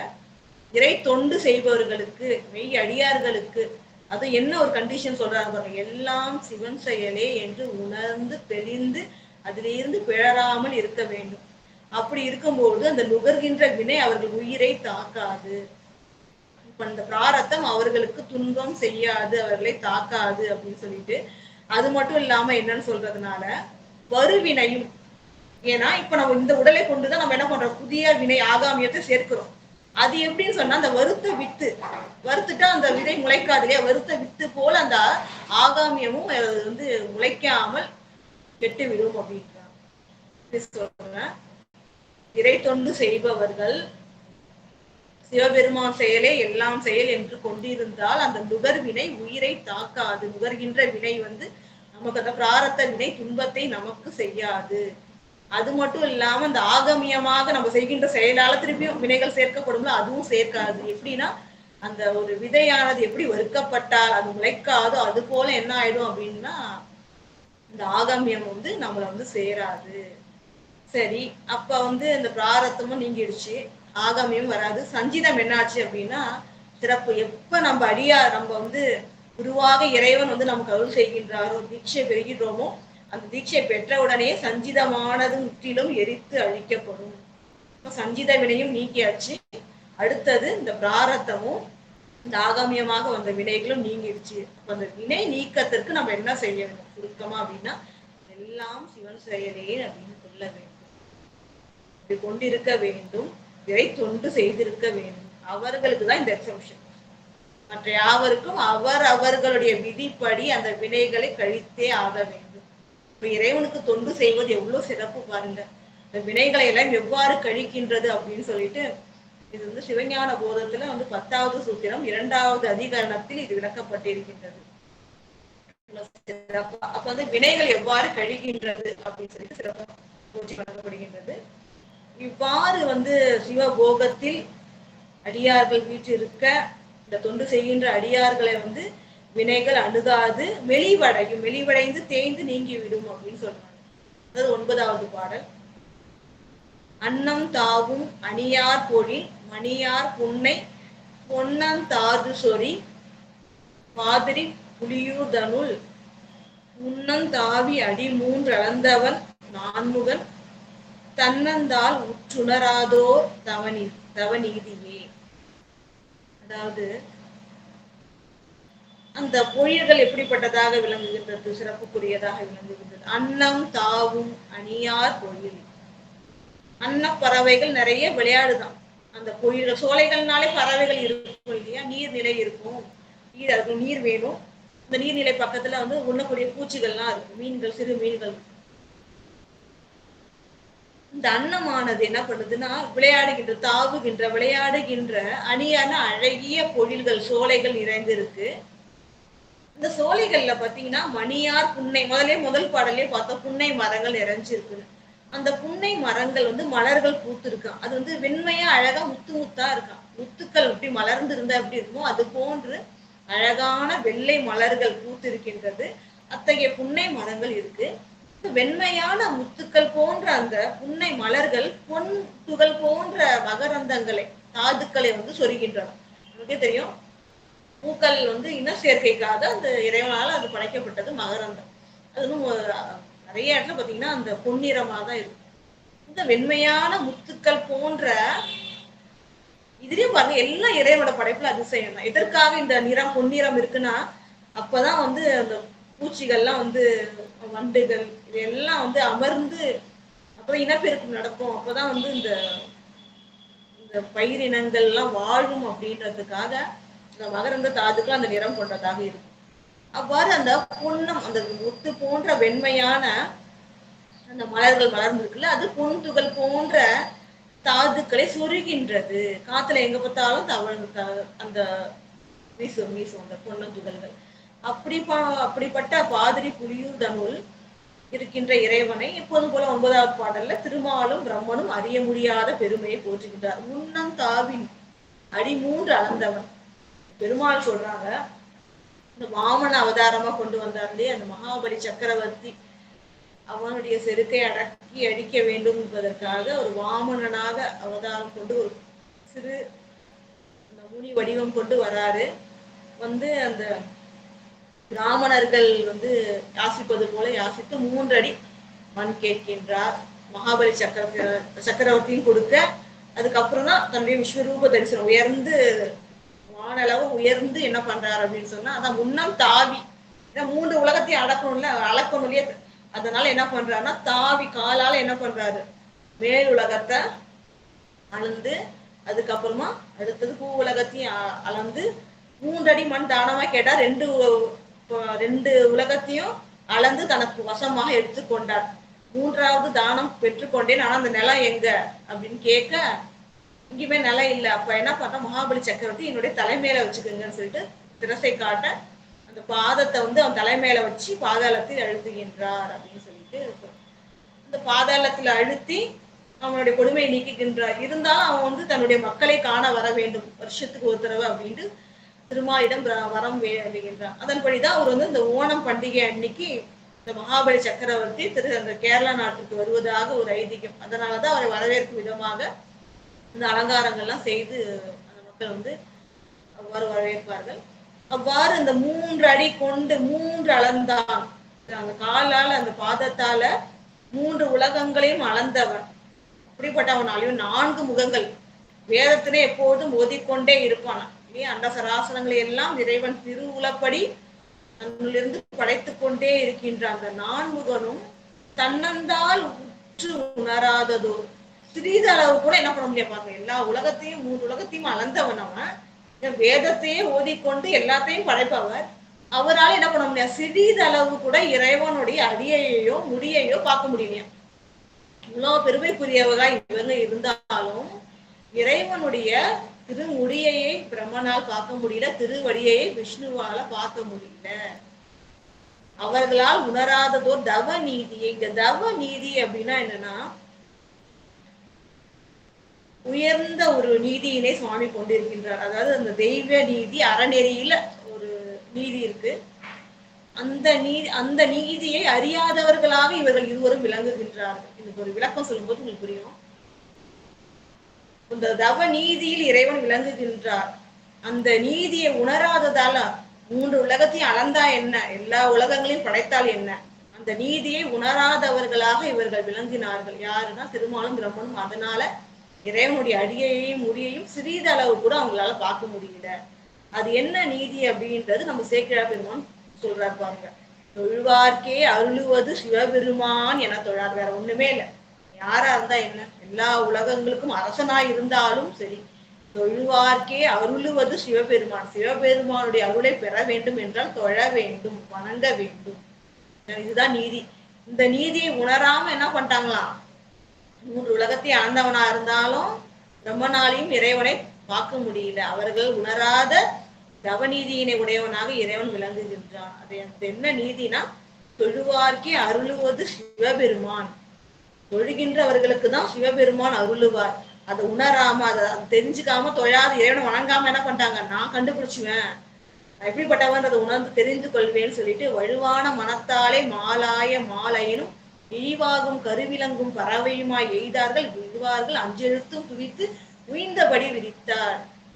ஏதாவது என்னன்னா, அந்த மால் மயக்கம் கொண்டு நான் கண்டுபிடிச்சிருவேன்னு சொல்லிட்டு, என்னால் முடியும்னு சொல்லிட்டு பன்றி உருவம் எடுத்து திருமால் தேடவும் அன்ன பறவையாகி ஹம்சன்னு சொன்னா பிரம்மனுடைய திருவருள் பெறலாம் அப்படின்னு சொல்லுவாங்க. ஏன்னா ஹம்சமாக அவர் பறந்து தேடிக்கொண்டே செல்கின்றார். அப்படி தேடினாலும் அவங்க இறைவனை தரிசிக்க முடியாம கடைசி என்ன பண்ணாங்க, 5 எழுத்து ஓதியே இறைவன் திருவருளை பெறுகின்றார்கள். அப்ப இறைவன் திருவருளை பெற தொழ வேண்டும், நாமத்தை கூற வேண்டும். இந்த நீதியை அறியாதவங்க யாரா இருந்தாலும் அவர்களுக்கு இறைவன் திருவருள் கிட்டாது. அந்த நீதியை உணராதவர்களாக திருமாலும் பிரம்மனும் விளங்கினார்கள் அப்படின்றது 9வது பாடல். 10வது பாடல். உரிந்த கூரை உருவத்தோடு தெருவத்திடை திரிந்து தின்னும் சிறு நோன்பரும் பெருந்தேரரும் எரிந்து சொன்ன உரை கொள்ளாதே எடு தேத்துமின் புரிந்த வெண்ணீற்றண்ணல் பாதிரி புலியூரையே. போல இந்த சமணர்கள், சாக்கியர்கள், அவர்களுடைய பொய் சமயம், அவர்களை பத்தி சொல்றாங்க. உரிந்த கூரை உருவத்தோடு, கூரைனா அந்த ஆடை, உரிந்த கூரை ஆடை இன்றிதான் சமணர்கள் திரிவார்கள் பார்த்திருக்கோம். அப்படி வந்து ஆடை இன்றி அந்த ஆடை இல்லாத உருவத்தோடு தெருவுல திரிகின்றார்கள். அந்த ஆடை இல்லாத அந்த உருவத்தோடு தெருலெல்லாம் திரிகின்றார்கள். திரிந்து தின்னும் நின்றுண்ணும் சமணர்கள் அடிக்கடி நம்ம பார்த்திருக்கோம். அவங்களோட அந்த ஈவு தன்மையை சொல்லும் பொழுது நின்றுட்டே உணவு உண்பார்கள். அதுவும் வந்து ஒருத்தன் கவலம் வந்து அப்படியே சுத்தி நின்றுகிட்ட ஒருத்தன் கவலமா உணவு ஊட்டி கொடுக்க உண்பார்கள் அப்படின்னு பார்த்திருக்கோம். அப்ப அது வந்து ஆடையின்றி தெருவெல்லாம் திரிப்பவர்கள், நின்று உண்பவர்கள், அப்படிப்பட்டவர்களாகி அற்ப விரதம், அதுதான் பெரிய விரதம்னு சொல்றாங்க. ஆனா அது அற்ப விரதம். அதனை மேற்கொண்டு இருக்கின்ற சமணர்களும் பெரும் தேரர்களும் அதே போல புத்தர்களும் எரிந்து சொன்ன உரை கொள்ளாதே. அவர்கள் எரிந்து அப்படின்னு சொன்னா பொறாமை காரணமாக, சைவ சமயத்தின் மீது உள்ள பொறாமை காரணமாக தூஷித்து சிவபெருமானாகிய மெய்ப்பொருளை அவதான் உண்மை பொருள் உணராது சொய்கின்ற கபட அந்த சொற்களை, அந்த எரிச்சல்னால அந்த பொறாமையினால அவங்க தூஷிக்கின்ற மொழிகளை கேட்க வேண்டாம். அவர்களுடைய உரையினை காதால் கேட்க வேண்டாம், மனத்தில் கொள்ள வேண்டாம், உரை கொள்ளாதே. அதாவது பொறாமையினால் அவர்கள் சொல்கின்ற சொற்களை கேளாதே. எடுத்தேற்று இறைவனது குழையலையெல்லாம் போற்றி வணங்குங்கள். எப்படிப்பட்ட ஏன்னா இறைவன் வெண்ணீற்றன்னல் பாதை புலியுறவே. எப்போதும் திருமேனியில் திருநீர் பூசி இருக்கின்ற இறைவன், அத்தகைய இறைவன் திருப்பாதிரி புலியூரிலே வீற்றிருக்கின்றான். அவனை எடுத்து ஏத்துமீன்கள். தேவையில்லாத, அதாவது பொறாமையின் காரணமாக தீயவர்கள் சொல்கின்ற அந்த வஞ்சனை சொற்களை கேளாதே இறைவனது புகழையெல்லாம் போற்றுமீன்கள். திருநீற்றோட பெருமை இவ்வளவோ சொன்னாலும் அது சொல்லி முடியாதது இல்லையா? தன்னை ஒருவன் மெய்ப்பொருள் நாயனார் சரித்திரத்துல பார்த்தோம் இல்லையா? முத்தநாதன் இவரை ஜெயிக்க முடியாம போர்க்களத்துல ஒரு கபட வேடம் கொண்டு இவர் அடியார் போல வருகின்றான். எங்கும் இல்லாத ஒரு ஆகமத்தை உரைக்க வேண்டும் அப்படின்னு சொல்லிட்டு இவர் வணங்கும் பொழுது அவன் குத்துனா கூட சேக்கிழா பெருமான்னு சொல்லல. எத்தகையனா எவ்வளவு உயர்ந்த தெய்வத்தன்மை கொண்டது பெரிய புராணம். அதனால அந்த ஒரு அமங்கல சொல் கூட சொல்லாம தான் முன்பு நினைத்த பரிசே செய்ய என்ன நினைச்சிட்டு வந்தாலும் அதை செஞ்சான் அப்படின்னு சொல்லிட்டார். அது மாதிரி கொடுமையை வந்து அவன் செய்ய, முத்தநாதன் செய்ய, அப்போ இவர் என்ன பண்றாரா, மெய்த்தவ வேடமே மெய்பொருள் என தொழுது வென்றார். அப்பயும் ஜெயிச்சது யாரு? குத்துனவன் ஜெயிக்கல. குத்துனது யாரா இருந்தாலும் சிவனடியார் அப்படின்னு சொல்லிட்டு அவர் எது செய்தாலும் நன்மைக்கே அப்படின்னு சொல்லிட்டு வணங்கி வென்றார், தொழுது வென்றார் நம்ம மெய்ப்பொருள் நாயனார். ஏன்னா திருநீரும் ருத்ராட்சமும் அந்த திருமுடியும் சைவ வேடமுமே மெய்ப்பொருள் கொண்டு வணங்கினதால வென்றார். அவர் குத்துறதுக்கு அப்புறமும் தொழுது வென்றார். அதனாலதான் அவர் வந்து நாயனாரா போற்றி வணங்குகின்றோம். அந்த மெய் தவ வேடம், திருநீற்று வேடம். அப்புறம் ஏனாதிநாத நாயனாருடைய, அது மட்டும் இல்லாம மெய்ப்பொருள் நாயனார் அந்த உயிர் அந்த சிவகதி செல்கின்ற தருணத்திலும் என்ன சொல்வாரு? திருநீற்று அன்பு பாதுகாத்து உயிப்பீர். திருநீற்றுல அந்த வேடத்தோட வந்து என்ன கொண்டுட்டான்னு அந்த பக்தியை கைவிடாம திருநீற்று அன்பை பாதுகாத்து உயிப்பீர் அப்படின்னு கட்டளையிட்டு என்ன பண்ணுவாரு? இறைவன் திருவடி சேருவார். அதே போல ஏனாதிநாத நாயனாரும் என்ன பண்ணுவாங்க? அவருடைய எதிரியா இருந்தாலும் அவன் திருநீர் பூசினா அடியார் ஆகிவிட்டார், அவர் கருத்து நீ என்னவோ அதன்படி நடப்பேன்னு சொல்லிட்டு அவர் என்ன கொல்லணும்னா கொல்லட்டும் அப்படின்னு சொல்லிட்டு என்ன பண்ணுவாரு? கையில இருந்தது கூட கீழே விட மாட்டார். இந்த வாளை கீழே விட்டுட்டா, ஏன்னா நிராயுதபாணியா இருக்கிறவங்க கொன்ற அந்த பாவம் சிவனடியாருக்கு சேரக்கூடாது. பாவம் சேரக்கூடாதுன்றது மட்டும் இல்ல, கொல்ல நினைச்சா கொல்லணும்னு நினைச்சாரு இல்லையா? அப்படி வந்து அவர் அதனால எதிரி இவரை வந்து குத்த அவரோட பாசங்கள் எல்லாம் மறுக்கப்பட்டு இறைவன் திருவடியை சேர்ந்தார்னு பார்ப்போம். இன்னும் இதெல்லாம் சொல்ல போனா திருநாவுக்கரசு நாயனார் பெருமானே, நம்ம அப்பர் பெருமானே சமண சமயத்திலிருந்து சைவ சமயம் சாரும்போது திலகவதியார் என்ன சொல்லுவாங்க? திலகவதியார் வந்து திருநீர் கொடுப்ப என்ன சொல்லுவாங்க? திருவாழம் திருநீரு திலகவதியார் கொடுப்ப பெருவாழும் வந்தது என்று பணிந்து பெருந்தகையார் பணிந்து ஏற்று உருவார அணிந்து திருமேனி முழுவதும் அணிந்து கொள்வார். அந்த திருநீர் வந்து அந்த கோயிலுக்கு போகும்போது சொல்லுவாங்க, நீர் அணிந்தார் அகத்து இருளும் நிறை கண்கள் புறத்து இருளும் மாற வரும் திருப்பள்ளி எழுச்சி தண்ணீர். வெளியில இருக்கிற அந்த உலகத்துல இருக்கிற அந்த இருளை வந்து திருப்பள்ளி எழுச்சி நேரம் நீக்கப்படும். அதே போல யாரெல்லாம் திருநீர் அணிந்திருக்கின்றார்களோ அவர்களது அக இருள் நீக்கப்படும்.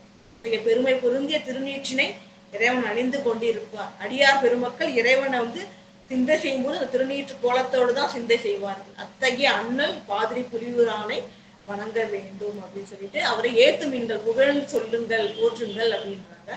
11வது பாடல். அந்தன் நல்லாகரன் காழியுள் ஞான சம்பந்தன் நல்லார் பயில் பாதிரி புலியூர் தனுள் சந்த மாலை தமிழ் பத்திவை தரித்தார்கள் மேல் வந்து தீயவை அடையாமையால் வினை மாயுமே. அந்தன் நல்லார் அப்படின்னா அந்தணர்கள், நல்லோர்களாகிய அந்தணர்கள் அவர்களெல்லாம் நிறைந்திருக்கின்ற இந்த காழியுள் ஞானத்தின் இருப்பிடமாக விளங்குகின்ற திருஞான சம்பந்த பெருமான், அறிவின் விளக்கமாக, அறிவு விளக்கமாக, ஞானத்தின் இருப்பிடமாக, அன்பின் பொழிவாக விளங்குகின்ற திருஞான சம்பந்த பெருமான் நல்லார்கள் பயிலக்கூடிய பாதிரி புலியூர் நல்லோர்கள் எல்லோரும் அன்போடு வணங்கக்கூடிய, இங்க பெண்டீர் சொல்றாங்க, பெண்டீரை விட எல்லோரும் தான் எடுத்துக்கணும். யாரெல்லாம் வந்து அன்போடு வணங்குகின்றார்களோ அவர்களால் வணங்கப்படக்கூடிய திருப்பாதிரி புலியூரில் வீற்றிருக்கின்ற இறைவனை சந்த மாலை, அதாவது இன்னிசை பதிகம், இசையோடு பொருந்திய இந்த தமிழ் பதிகத்தை பாடியிருக்காங்க. இந்த 10 பாடல்களையும் தரித்தார்கள். யார் உள்ளத்தில் தரித்திருக்கின்றார்களோ, யாரு இறைவனுக்கு அன்போடு சூட்டுகின்றார்களோ அவர்கள் மேல் வந்து தீயவை அடையாமையா, தீமை வந்து அவர்களை அடையவே அடையாது, வினையாயின மாயுமே. முதல்ல சொன்ன மாதிரி இந்த சிவபோகத்தில் வீற்றிருப்பார்கள் அடியார் பெருமக்கள்லாம், அவர்களது வினைகளை எல்லாம் நீக்கி மேல் வினையும் அவர்களை அணுகாமல் செய்து குருவாய் வந்து சஞ்சிதத்தையும் ஒழித்து இறைவன் வந்து அந்த வினைகளை நீக்குவான், தீமை வந்து அடையாது. இன்பமே என்னாலும் துன்பமில்லை இறைவன் துணை இருப்பதால், திருப்பாவை புலியூர் இறைவன் தோன்றா துணையாக உயிர்கள் பால் இருப்பதால், அடியார்களுக்கு இருப்பதால், எப்போதால் தீமை அடையாது. தீமை என்பது அணுகாது. எந்த வகை துன்பமும் தளங்களும் இடைஞ்சலும் அணுகாது, வினைகள் அடையாது. அதனால சிவகதி பெறுதல் திண்ணம். ஏன்னா இறைவனை வணங்கினா பிறப்பு கிடையாது, வணங்கலன்னா பிறப்புன்னு சொல்லிட்டாங்க. அப்ப வணங்கினா கண்டிப்பா பிறப்பு கிடையாது. ஏன்னா வினைகள் வினைகளுடைய பொருள்கள் தான் உடம்பு. வினை இருந்தாதான் உடலை பெறுகின்றோம். வினைகள் நீக்கம்னா உடல் கிடையாது, பிறவி கிடையாது. அப்ப அந்த பிறவி நீக்குதற்குரிய அருமருந்தாக, தீமைகளை நீக்குவதற்குரிய அருமருந்தாக இந்த பதி விளங்குகிறது. திருப்பாதிரி புலியூர் பெருமானுடைய திருவருளினால் தோன்றா துணையாக இறைவன் வீற்றிருக்க என்னுடைய சிற்றறிவுக்கு எட்டியவாறு உரை செய்தேன். புலவர் பெருமகனார் மிக சிறப்பாக அருள் விளக்கம் தருவார். கோமலையும் அதற்கு சம்பந்தமுடைய நிறைய அருள் கருத்துக்களை சொல்லி அருள்வார்கள். இதுல ஏதேனும் சிறியன் தவறு செய்திருந்தால் மன்னித்து அருளி என்னை சுட்டி காட்டி சிறந்த விளக்கங்களை தந்தருளுமாறு திருவடி பணிந்து கேட்டுக்கொள்கின்றேன். கேட்டுக்கொண்டிருக்கின்ற புனிதர் பேரவை விதிமுறை உலகினில் விளங்கி வெல்கவே என வாழ்த்தி வணங்கி நிறைவு செய்கின்றேன். நன்றி, வணக்கம். ஓம் நம சிவாய. திருச்சிற்றம்பலம். மகிழ்ச்சியம்மா, மிகவும் தெளிவாக மெதுவாக ஆழ்ந்த கருத்துக்களை எல்லாம் எடுத்து வைத்தீர்கள். அந்த திருவெண்ணீர் பெருமான் வந்து விரும்பி அணிந்திருக்கார் என்பதற்கு நீங்கள் புராண செய்திகள் எல்லாம் போனீங்கன்னா காலம் போயிடும். நம்ம வந்து அந்த ஒரு பாடலுக்கு மட்டும் அவன் விளக்கம் சொல்லுங்கன்னு சொன்னால் எங்கெங்கே திருநீற்றோட பெருமைகள்லாம் சொல்லப்பட்டிருக்கோ நம்ம திருநீற்று பதிகம் வரையிலும் நம்ம விளக்கம் சொல்லலாம். அந்தந்த இடங்களில் வந்து காலத்தை கருதி நம்ம கொஞ்சம் மெதுவாக தான் வந்து குறைச்சை சொன்னாலே போதும், எல்லாருக்கும் தெரியும் அதெல்லாம். நல்லது. இந்த இதோட வரலாறுகளை எடுத்து இந்த பாதிரி புலியூர் வரலாறை விரிவாக சொன்னீங்க. அவங்க தருமபுரம் முறையில் கூட குறைவாக தான் வந்து அவர்கள் பண்ணியிருந்தாங்க. இந்த முன்னே நின்ற முடக்கால் முயற்கரல் முதல் பாடலில் அந்த ஒரு முனிவருக்கு வந்து ஒரு சாபம் வந்து ஏற்பட்டது. அவர் வந்து முயலாக வந்து பிறந்தார். கால்கள் வந்து நொண்டின்னு சொல்லுவாங்க, முடம்னு சொல்லுவாங்க. அதற்கு வந்து அருள் செய்தார். அங்கே வந்து இறைவனை வந்து விழைந்து நின்ற, முன்னே நின்றன்னா தன் முன்னே நின்ற என்று சொல்லி, அது போல் வந்து இந்த பாதிரி புலியூர்லாம் அதெல்லாம் சொல்லிடுறீங்க, அதெல்லாம் ரைட்டு. தன்னை நின்று வணங்கும் தனை, அந்த தனைங்கிற சொல்ல வந்து உரையாசிரியர்கள் வந்து அதை விட்டுருக்காங்க விளக்கம் சொல்லாமல். அதை எடுத்து நீங்கள் சொன்னது மிகவும் வந்து சிறப்பு. கால அளவு, ஒரு அளவு என்று வந்து அதாவது தவமில்லிகள், அதே போல் கொஞ்சம் நேரம் கூட ஒரு வந்து வணங்கக்கூடிய தவம் இல்லாதவர்கள்னா, தவம் வந்து ஈட்டாதவர்கள், அதாவது இறைவன் வந்து பக்குவம் நோக்கி தான் வந்து எல்லாமே அருள்வார். இறைவனால் அருளப்படாதவர்கள், அதனால அவர்கள் தவம் செய்யாதவர்கள். அதனால என்ன அவர்களுக்கு கிடைக்கும்னா, பின்னை நின்ற பிணியாக்கை பெறுவார்களே என்று சொல்லி, அந்த பிணியுடைய ஆக்கையை வந்து பெறுவார்கள் என்று நிறைய திருமுறை தொடர்களா இருக்கு. நான் சில தொடர்கள் மட்டும் சொல்றேன். இதுல இதுல என்ன நம்ம வந்து என்ன பண்ணியிருக்கோம்னா, முன்ன நின்ற முடக்கால் முயற்குன்னா, ஒரு முடம் ஏற்படுது. அது ஒரு சாபத்தின் காரணமாக ஏற்படுகிறது. அப்ப என்னன்னா, அந்த இறையே வழுவினார்ன்னு சொல்லி சமண மதத்தை சார்ந்தத நாவுக்கரசர் சொல்றார்ல, அவரு தவம் செய்த ஒரு முனிவராக இருந்தாலும், இறையே வழுவியதால இன்னொரு ஆள் வந்து இறைவன் தான் அதெல்லாம் இன்னொருவரை அதிஷ்டித்து அவருடைய முயலாக பிறப்பிக்கப்பட்டு, கால் முடமாக இங்கே வந்து பாதிரி புலியூர்ல வந்து வணங்கின உடனே இறைவனை மனம் உருகி வணங்கின உடனே அதற்கு அருள் செய்கிறாரு. அதே போல தான் வந்து என்னன்னா, வ வ அதாவது வழிபடாதவர்கள் பின்னை நின்ற பிணியாக்கை பெறுவார்கள்னா, இப்போ வந்து இவர் வந்து தவறினத்தால தவத்தில் தவறினத்தாலையும், வழிபடாததாலையும் அந்த முயலாக வந்து முடகம் உள்ள முயலாக வந்து வந்தாருன்னு சொல்லி அந்த கருத்தை சொல்லிட்டு, இங்க என்ன சொல்றாரு, நீங்க வணங்காதவனுக்கெல்லாம் வந்து இது பிணி தான் வரும். பிணி உடைய உடல் தான் கிடைக்கும் அப்படின்னு சொல்றாரு. அந்த கருத்த அந்த சொல்லிட்டு, அதற்கு வந்து தொடர்புடைய ஒரு கருத்த இந்த பாடல்ல அப்படிலாம் நம்ம வந்து சிந்திக்கணும். உரைநூல்லேயே எல்லாத்தையும் நம்ம வந்து எடுக்க முடியும்னா, நமக்கு எடுக்க முடியாது. அ தனித்தவம். நெறையா வந்து சொல்லியிருக்காங்க. இங்க அது அதாவது பிணி வந்து ஆக்கை பெற்றால் கூட இங்க வந்து நீங்கிடும் அப்படின்னு சொல்றாரு. அப்படி எடுத்துக்கணும். எதிர்பொருளையும் நம்ம எடுக்கணும். அப்ப வந்து அந்த மங்கன முனிவருக்கு என்ன ஆச்சு? சாபத்தால் வந்து பிணி வந்தது. இங்க வழிபட்டார் பிணி போயிடும்.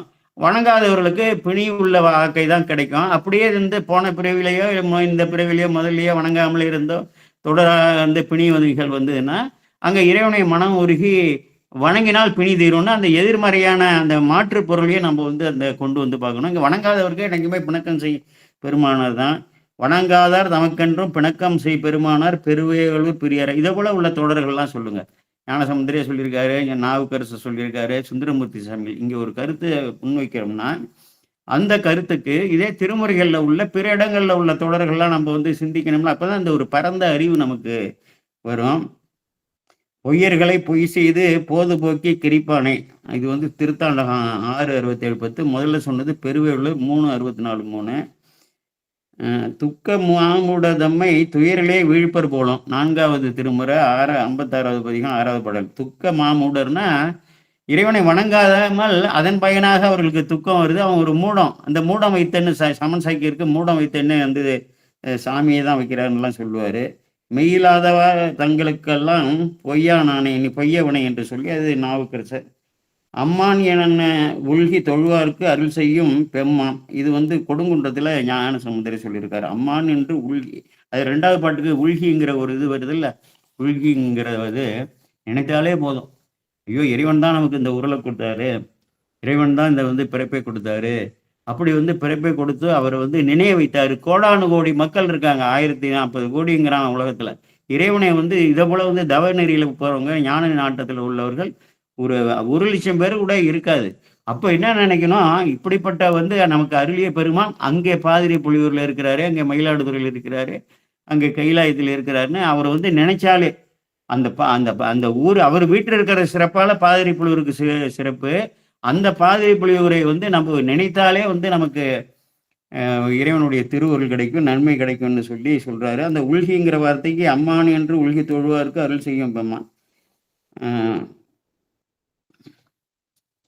ஆமா, ஈசன் என்று உள்கி எழுவார் வினைகட்கு. யார் ஈசன்னு நினைச்சு வந்து எழுகிறார்களோ, சிந்திக்கிறார்களோ, வினைகட்கு நாசன் நம்மை ஆழ்வான் நல்லம் நகரானே. செம்பன் பள்ளியுள்ளான் சிவலோகனை நம் பொன் பள்ளி உள்க. நம் பொன் பள்ளினா உள்ளத்தால் உள்க வினை நாசமே. 5ஆம் திருமுறை திருக்குறந்து 36 2வது பாட்டு. அதாவது உலகியல் மயக்கம். அதாவது அடுத்தது வந்து 3வது பாட்டு மருளின் நல்லாருங்கிறதுக்கு உலகியல் மயக்கம் இல்லாதவர்கள்னு நம்ம வந்து எடுத்துக்கணும். அதுதான் மருள் இல் நல்லார். அதுதான் அவர்கள் தர்மபுரத்துலையும் அது பண்ணியிருக்காங்க.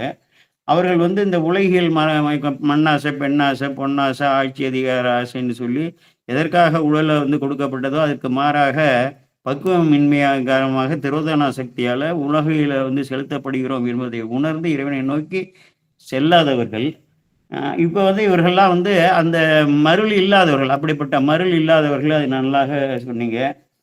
மழுவாளர் அடையாளம் காமிக்கிறார், சாமிக்கு வந்து அடையாளம் காமிக்கிறார். மழுவாளர் என்ற சொல்லி யாரு? அது பொருளின் நல்லாருங்கிறதுக்கு வந்து நம்ம என்ன எடுத்துக்கணும்னா, நல்ல ஒரு பொருளின் நல்லாருன்னு சொன்னா, ஆ மெய்ப்பொருளை வந்து உணர்ந்தார். அவர்கள் வந்து பயிலக்கூடிய மேல் பொருளின் நல்லார்னா, இப்ப அவர்கள் மருளின் நல்லார் வழிபாடு செய்கிறார்னா, ஒளிகள் பற்றில்லாதவர்கள் சாதாரணமா வழிபாடு செய்றாங்க. இறைவன் மேல தான் பற்று இருக்கணும் அப்படின்னு. அதோட வந்து மெய்ப்பொருளாக இருக்கக்கூடியவர், மேலாக இருக்கக்கூடியவர் பெருமான் மட்டும் தான் என்று பயிலக்கூடியவர்கள்லாம் பெரியோர்கள், இந்த வேதங்கள் எல்லாம் கற்றவர்கள், திருமுறைகளை கற்றவர்கள்லாம் இருக்காங்கல்ல, அவர்கள் பயிலக்கூடிய பாதிரி புலியூர்ல இருக்கக்கூடிய பெருமான் அப்படின்னு சொல்லி, இந்த அந்த இது சொன்னீங்க நல்லா இருந்துச்சு. அந்த மலையத்துவசன் மகள வந்து இவர் போய் நோக்கல் செய்து, அந்த மான் போன்ற மரிச்சியுடைய பெண்ணை இவர் வந்து பார்த்து, அந்த வரலாறு சொன்னீங்க. இது நல்லா பொருத்தமாக இருக்கு. அதெல்லாம் அங்க சொல்லணும். அவர்கள வந்து அஞ்ச செய்து, வெறி செய்த பின்ன அஞ்ச செய்து, பின்னால வந்து அடைய செய்றாரு. அதேபோல வந்து ஏன்னா இழித்து பேசுனது அதெல்லாம் சொல்றீங்க. ஏன் ஏன் அவன போய் கல்யாணம் பண்ணிக்கிறான்? பாம்பகப்பட்டுக்கிட்டு சுடுகாட்ல. இப்படிலாம் சாமியே போய்லாம் சொல்றாரு.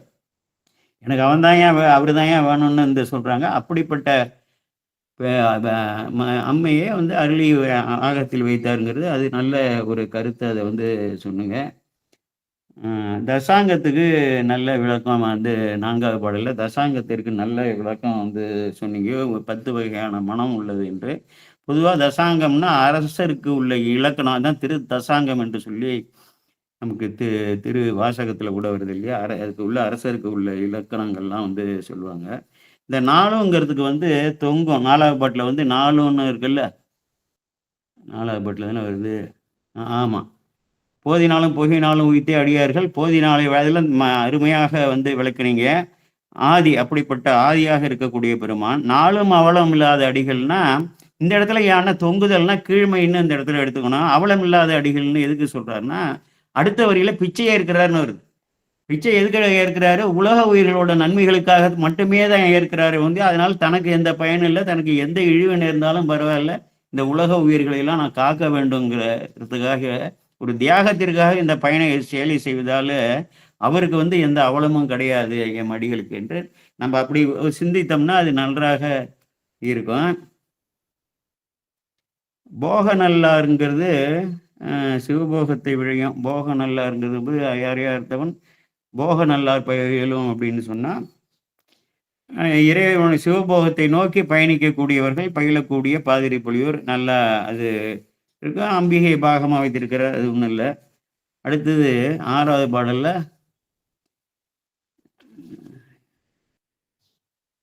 அந்த பதியில் வைக்கப்படும் எந்த இதன் பழந்தொண்டர்கள் அது நூல்லெல்லாம் இருக்காது. நம்ம தான் வந்து சிந்திக்கப்படும் பண்ணோம். முதல்ல வந்து அந்த இயற்கைகளெல்லாம் வந்து சொல்லிட்டாரு. இதுல வந்து பாதிரி புலியூர் எனும் பதியில் வைக்கப்படும் எந்த இதன் பழந்தொண்டர்கள் இதுல என்ன நம்ம எடுத்துக்கணும்னா, அந்த பாதிரி புலியூர்ல வைக்கப்படும்னா என்ன? அது ஏன் சிந்திக்கல? அங்கே வந்து பிறப்பிக்கக்கூடிய முன்னதாகவே வந்து தவநெறியில போன பிறவிகள்லாம் இருந்து அவர்களை மேலே ஏற்ற என்று சொல்லி ஆலயத்தையே சூழ்ந்த தொண்டர்களை மீளவும் வந்து பக்குவப்படுத்துவதற்காக அந்த திருப்பாதிரி புலியூர்ல அவர்களை பிறப்பிக்க அவர்கள் வந்து அங்கே பணிகள் செய்கிறார்கள். அப்படி எடுத்தோம்னா அது சிறப்பா இருக்கும். ஒரு இடத்துக்கு தகுந்தாப்புல நம்ம வந்து இதை கொள்ளணும். பதியில் வைக்கப்படுனா யாரால் வைக்கக்கூடியவர் யாரு? சிவன் தானே, வேற யாரும் இல்லையா? யாராவது நம்மளா தூக்கி வைக்கிறோம்? இந்த உயிரை கொண்டு வந்து இந்த பிறப்பிக்கிறது சிவன். அங்கே திருப்பாதிரி புலியூர்ல அவர்களை வந்து பிறப்பிக்கிறாரு. அந்த தொண்டர்களை எல்லாம் பிறப்பித்து இந்த தொண்டுகளுக்கு ஆளாக்குறாரு. எல்லாரும் திடீர்னு உள்ள வந்துட முடியாது கோயிலுக்குள்ள. பதியில் வைக்கப்படும் எந்தை அவருடைய தன் பழந்தொண்டர்கள் குதியும் கொள்வர். அங்கே வந்து ஆடி பாடி அண்ணாமலை தொழுங்குபாரு. விதியும் செய்வர் குழகாகவே நீங்கள் சொன்ன பொருள் ஏற்புடையதில்லை. விதியை வந்து மனிதன் செய்ய முடியாது. இந்த ஆச்சாரியர்கள்லாம் உபதேசம் செய்தபடி இறைவனை நோக்கி இறைவனை சிந்தித்து மனம் உருகி வணங்கினால் அந்த விதி வந்து மாறும் என்பதுதான் நமக்கு வந்து சொல்லியிருக்காரு. நாமே வந்து விதியை வந்து எதையுமே செய்ய முடியாது. இறைவன் திருவருள் தான் நம்ம பக்குவம் நோக்கி அவற்றையெல்லாம் நீக்கும். அடியார்களே வந்து விதியை செய்வருங்கிறது அது அவர் வந்து ஏற்புடையது அன்று அதாவது அவ்வினைக்கு என்னையாம் அப்புறம் சொல்றேன். அவ்வினைக்கு இவனையாம் என்று சொல்லாது இருக்கு. அதிலே போய் முடிஞ்சு போச்சு. அந்த திருப்பதியத்திலே எல்லாமே வந்து நமக்கு வந்து முடிஞ்சு போச்சு. அங்க ஆச்சாரியர் உபதேசம் செய்கிறார். என்னன்னா நீ செஞ்ச வினைக்கு தாண்டா இந்த துன்பமா இன்பமா வருதுன்னு உனக்கு தெரியுது இல்ல, அதை நீக்குவதற்கு இது செய்யணும் தான் அந்த திருநீலகண்டத்தின் மீது ஆணை உனக்கு வந்து போகும்னு சொல்லி இங்க சொல்றாரு. அப்ப என்ன செய்யணும், அதை ஆச்சாரியரோட உபதேசத்தை நம்ம வந்து தொடர்ந்து அப்படி வந்து போகணும். அது நல்ல இது. அப்புறம் 7வது பாடல்ல நோக்கங்கிறது தரிசனம். ஆமாத்தூர் அம்மானை காணாத கண்ணெல்லாம் கண்கள் இல்லையே கண்கால் காண்மினிங்களை வந்து திரு அங்கமாலையில எல்லாம் வந்து சொல்றாரு. இது வந்து உபதேசம். அந்த பாடல்ல என்ன சொல்றாரு, அங்கரமும் அறையில் அசைத்தானே அடைமினை. இது வந்து அந்தந்த இடத்துல சொல்லிட்டு வரணும். பொதுவாக சொல்வது வேற, ஒரு பாட்டுல வந்து முடிவாக வந்து சொல்லும்போது இதை உபதேசம்னு சொல்லணும். இங்க வந்து இதெல்லாம் சொல்லிட்டு இப்படிப்பட்ட வந்து வந்து அறையில் வந்து கட்டியவனை, இந்த பாம்பை வந்து கட்டிருக்கிறவனா அடைமீன்கள் என்று இங்க ஆச்சாரியர் உபதேசமாக இருக்கு. அடுத்தது 8வது பாடல் ராவணன் பாடல். ஊக்கம் ஒழிந்தாளர விரலால் இறை இது உண்டுனா பூக்கம் புணர்பாதுனே நோக்க மெலிந்த அந்த இறைவன் வீட்டில் இருக்கிற சிறப்பால அந்த புலியூரை வந்து முதல்ல நினைத்தா நெஞ்சை நீங்கிறார்கள். நீங்களே வந்து இப்போ கண்கால் காண்மீன்களோங்கிறாங்க, கேண்மீன்களோங்கிறாங்க, இறைவன் புகழ. அதெல்லாம் இங்கே வந்து நோக்கினாலே போதும். அந்த பாதிரி புலியூர் வந்து அந்த நகரத்திலே என பெருமானே அங்கே வந்து வீற்றிருப்பதால் பாதிரி புலியூர் என்று சொன்னால் அந்த என்ன ஆகு பெயராக இறைவனை வந்து சொல்லுவாங்க. இறைவன் வீட்டில் இருக்க சிறப்பால அந்த ஊரே வந்து சிறப்புடையது. அதை வந்து நோக்கினாலே மெலிந்து வந்து அணுகாவினை அதுவெல்லாம் அற்று போய்விடும். நுணுகினா நுணுக்கமாக வந்து செயலற்று போய்விடும்னு சொல்லி அந்த மெலிந்து போய்விடும். அதாவது செயலற்று போவது தான் சொல்றாரு. அது வந்து சொல்றாரு. அது இந்த இதில் வந்து நம்ம இப்போ 9வது பாடல் ரொம்ப கவனமாக சொல்லணும். அந்த இதெல்லாம் சொன்னீங்க, கருவிலங்கும் இதுவும் பறவையுமாயின்னு சொல்லி. இதில் என்ன சொல்றாரு, பொன்னந்தாசி பாரு முன்னம் தாவி அடி 3 அளந்தவன். அந்த வரலாறை வந்து சொன்னீங்க. 3 அடி இடம் கேட்டான் மாவலி சக்கரவர்த்தி, அது சொன்னீங்க. அடி 3 அளந்தவன், அது யாரை வந்து அடையாளம் கட்டுறாரு, அதை செய்த ஒரு திருமால். அப்படி வந்து 3 உலகம் அளந்தவராலேயே வந்து இறைவன் அடியை வந்து உணர முடியலன்னு சொன்னீங்க. அது வந்து சிறப்பு. அப்ப நான்முகன் தன்னன் தாழ்வு உற்று உணராத ஏதோ தவறிது. இப்போ வந்து என்ன சொல்றாருன்னா, அடிமுடி தேடிய படத்துல பல பகுதிகள் வரும். இந்த இடத்துல என்ன சொல்றாரு, அந்த இதெல்லாம் நற்றாமரை மேல் நான்முகனும் நாராயணனும் முற்றாங்கு உணரா மூர்த்தி திருவடியைன்னு அங்க சொல்லுவாரு. இங்க கற்றார்கள் ஏத்தும் கபாலிச்சனம் அமர்ந்தான் பொற்றாப்பு காணாதே புதிய அங்க வர அடிமுடி தெய்வ தேடி வராது. அதோட பகுதியாக அவர்கள் முயன்று அவர்களால் முடியல. நற்றாமரை மேல் நான்முகனும் நாராயணனும் முற்று ஆங்கு உணரா மூர்த்தி திருவடியை அப்படின்னு சொல்றாரு. அதே தான் சொல்றாரு. நான்முகன் தன்னந்தாள் உணராத, தன்னுடைய தாளை வந்து உணராதது ஒரு தவநீதியை, தவத்தின் பொருளாகவே பெருமான் இருக்கிறார் என்று சொல்லி அப்படிப்பட்ட திருவடியை உணர முடியல. ஏன்னா இந்த 3 உலகத்தையும் அளந்தவனாலே வந்து அவ்வளவு வல்லமை பெற்றவனால கூட வந்து உணர முடியவில்லை என்று தான் சொல்லி அதை அந்த இடத்துல வந்து சொல்றாரு. இந்த 10வதுல வந்து பொரிந்த வெண்ணீற்றல்னா விரும்பி வெண்ணீற்றை அணைது. ஐயா தான் அடிக்கடி சொல்லுவாங்க விரும்புதல்னு பேரு. அதுக்கு அவ்வளவு விளக்கம் வந்து தேவையில்லை. ஏன்னா நேரம் வந்து அந்த ஒரு பாடலுக்கு மட்டும் நம்ம சொன்னா போதும். அந்த 10வது பாடலும் நமக்கு வந்து அந்த உபதேசம் தான், எடுத்து ஏத்துமின். அவர்கள் சொல்ற அந்த உரையெல்லாம் பொய் உரை. அதை இது எப்பயுமே சொல்லும் பொழுது உபதேசம் நமக்கு அங்க உள்ள அடியார்களுக்கு வந்து சொல்லியிருக்காரு. இது நமக்கு வந்து பொருந்தக்கூடிய உபதேசம்னு சொல்லி நாம் எடுத்துக்கொள்ள வேண்டும். சந்த மாலை இந்த சந்த மாலைன்னு சொல்லும் பொழுது 10ங்கிறாரு. மாலை இது வல்லாருன்னு சொன்னாருன்னா இந்த 10 பாடலும் சேர்ந்து கோக்கப்பட்ட பூக்கள் போன்று கோக்கப்பட்ட ஒரு மாலை. சந்த மாலை தமிழ் 10 இவைன்னு சொன்னா ஒவ்வொரு பாடலுமே மாலை. அங்க இருக்கக்கூடிய சொற்பதங்கள் எல்லாமே பூக்கள். அப்படி நம்ம வந்து பொருள் பல இடங்கள்ல அப்படி வரும். இப்படியும் வரும், அப்படியும் வரும். பாடல் 10 இவைன்னு போட்டுவிடுவாங்க, மாலை 10 இவைன்னு போடுவாங்க, மாலை வல்லாருன்னு மட்டும் போட்டுவிடுவாங்க. அப்போ அந்த இடத்துல வந்து அதனால தீய அடையாதையால் வினைமாயுமே. இது முக்கியமாக இன்னும் வினை கொள்கையெல்லாம் நிறைய படிக்கணும். படித்து இதற்கு தான் சித்தாந்தம்லாம் கொஞ்சம் கற்றுக்கொண்டோம்னா நம்ம வந்து பிறருக்கு உரைக்கும் பொழுது மிகவும் தெளிவாக இன்னும் உரைக்கலாம். வினை மாயுமே. ஏன்னா தீய வந்து அடையாது. இறைவன் திருவுருளை பற்றி விட்டாங்க, இறைவனுக்கு ஆளாகி விட்டான். இறைவன் திருவுருளுக்கு ஆளாகி விட்டதால இறைவனுடைய நேரடி வந்து ஆட்சி எல்லைக்கு நம்ம வந்துட்டோம். அதனால என்ன ஆகுதுன்னா கிரகங்கள் வந்து நமக்கு ஆட்சி எல்லையிலேருந்து போயிடுறாங்க. அவங்க விபூதி பூசிக்கான், ருத்ராட்சம் போட்டிருக்கான், அவன் கோவிலே கிடக்கிறான், சாமியோட பரத்துவத்தையே எப்பயுமே பேசிகிட்டு இருக்கிறான், பூஜையே பண்ணிகிட்டு இருக்கிறான், இவன்கிட்ட போகக்கூடாதுன்னு விலகிடுவாங்க. அதுதான் நமக்கு வந்து அந்த வரலாறு இருக்கு இல்லையா. அப்போ வந்து என்னன்னா, வினை வந்து இந்த தீய வந்து அடையாது. எதால அடையும்? இறைவன் வந்து விதித்த விதியை இந்த அதற்கான கடவுளர்கள்லாம் நமக்கு ஊட்டுனா வந்து அடையும். ஏன்னா, இறைவனையே நம்ம பற்றி இருப்பதால, அந்த வினைகள் வந்து நமக்கு வந்து அந்த துன்பங்கள் நமக்கு வராது. அதனால வினைலாம் வந்து எந்த வினை எந்த துன்பத்தையோ கேடை வந்து கெடுதலை ஊட்ட வேண்டும் என்று தாங்கி வந்ததோ, அந்த கெடுதல் வந்து முற்றமாக அற்று போய்விடும், செயலற்று போய்விடும். நம்மை வந்து அடையாது என்று சொல்லி பண்ணியிருக்காங்க. நல்ல இதுதான். இது முக்கியமா 5வது பாட்டுல 5வது பாடல் எல்லோருமே வந்து இத புரிந்து கொள்ள வேண்டும். விஷத்த உண்ணும்பொழுது அம்பிகை போய் கழுத்த வந்து இப்படி புடிச்சுக்கிட்டாங்க, அங்கே நின்னுட்டுன்னு சொல்லக்கூடியது நம்ம கந்த புராணத்துல இல்ல. மற்ற புராணங்கள்ல நான் படித்த வரையிலும் இல்ல. இங்க வந்து நம்ம அதெல்லாம் பார்க்கணும். அந்த புராண செய்திக்கும் இதுக்கும் வந்து மாறுபாடா, ஆக நல்லார்ன்னு சொல்லி அவரு சொல்றாரு. 5வது பாட்டுல தான் சொல்றாரு. அம்பிகை வந்து விடத்த தடுத்ததாக வந்து சொல்லியிருக்காரு. ஞானசமுத்திரத்துல நாவுக்கரசர் சொல்லு. நான் இன்னும் சுந்தரமூர்த்தி சாமிகள பார்க்கல. புராணங்கள்ல வந்து பக்கத்துல இருக்க அம்பிகை வந்து விஷத்த குடிக்கிறாருன்னு கழுத்த வந்து பிடிச்சு காப்பாத்துனாருன்னு நம்ம சொன்னா இறை இழிவு. அதை எப்படி நம்ம சொல்ல முடியும்? தருமபுரம் உரையில அப்படி போட்டிருக்காங்க. அதனால தான் நம்ம வந்து கொஞ்சம் சிந்திக்கணும். இந்த உரைகளை வந்து ஒரு வழிகாட்டியாக வைத்துக்கொண்டு ஒவ்வொரு பொருளையும் நம்ம வந்து சிந்திக்கணும். இதுல என்ன பண்றாங்கன்னா, ஆக நல்லாருன்னா யாரு? சரி ஒரு பெண்கள்னு சொல்றாங்க.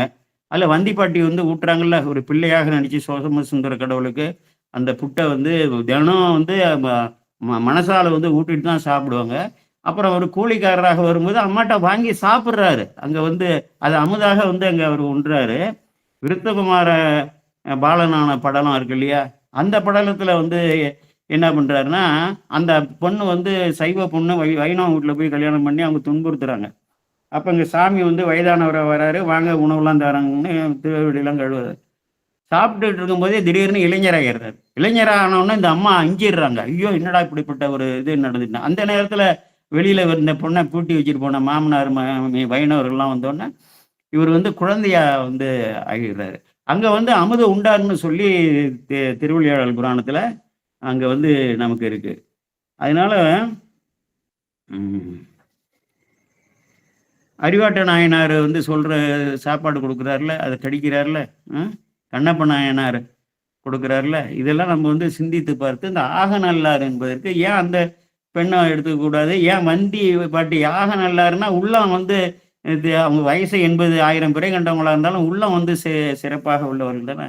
அதனால அ இது குறிப்பே இல்ல. அம்பிகை வந்து கழுத்தை வந்து பிடித்ததாக நம்ம ஆளுவலாம் சொல்லுவான். கதையெல்லாம் வந்து ஏதாவது பேசுறவங்க, எதையுமே படிக்காதவங்க சொல்லுவாங்களே ஒழிய.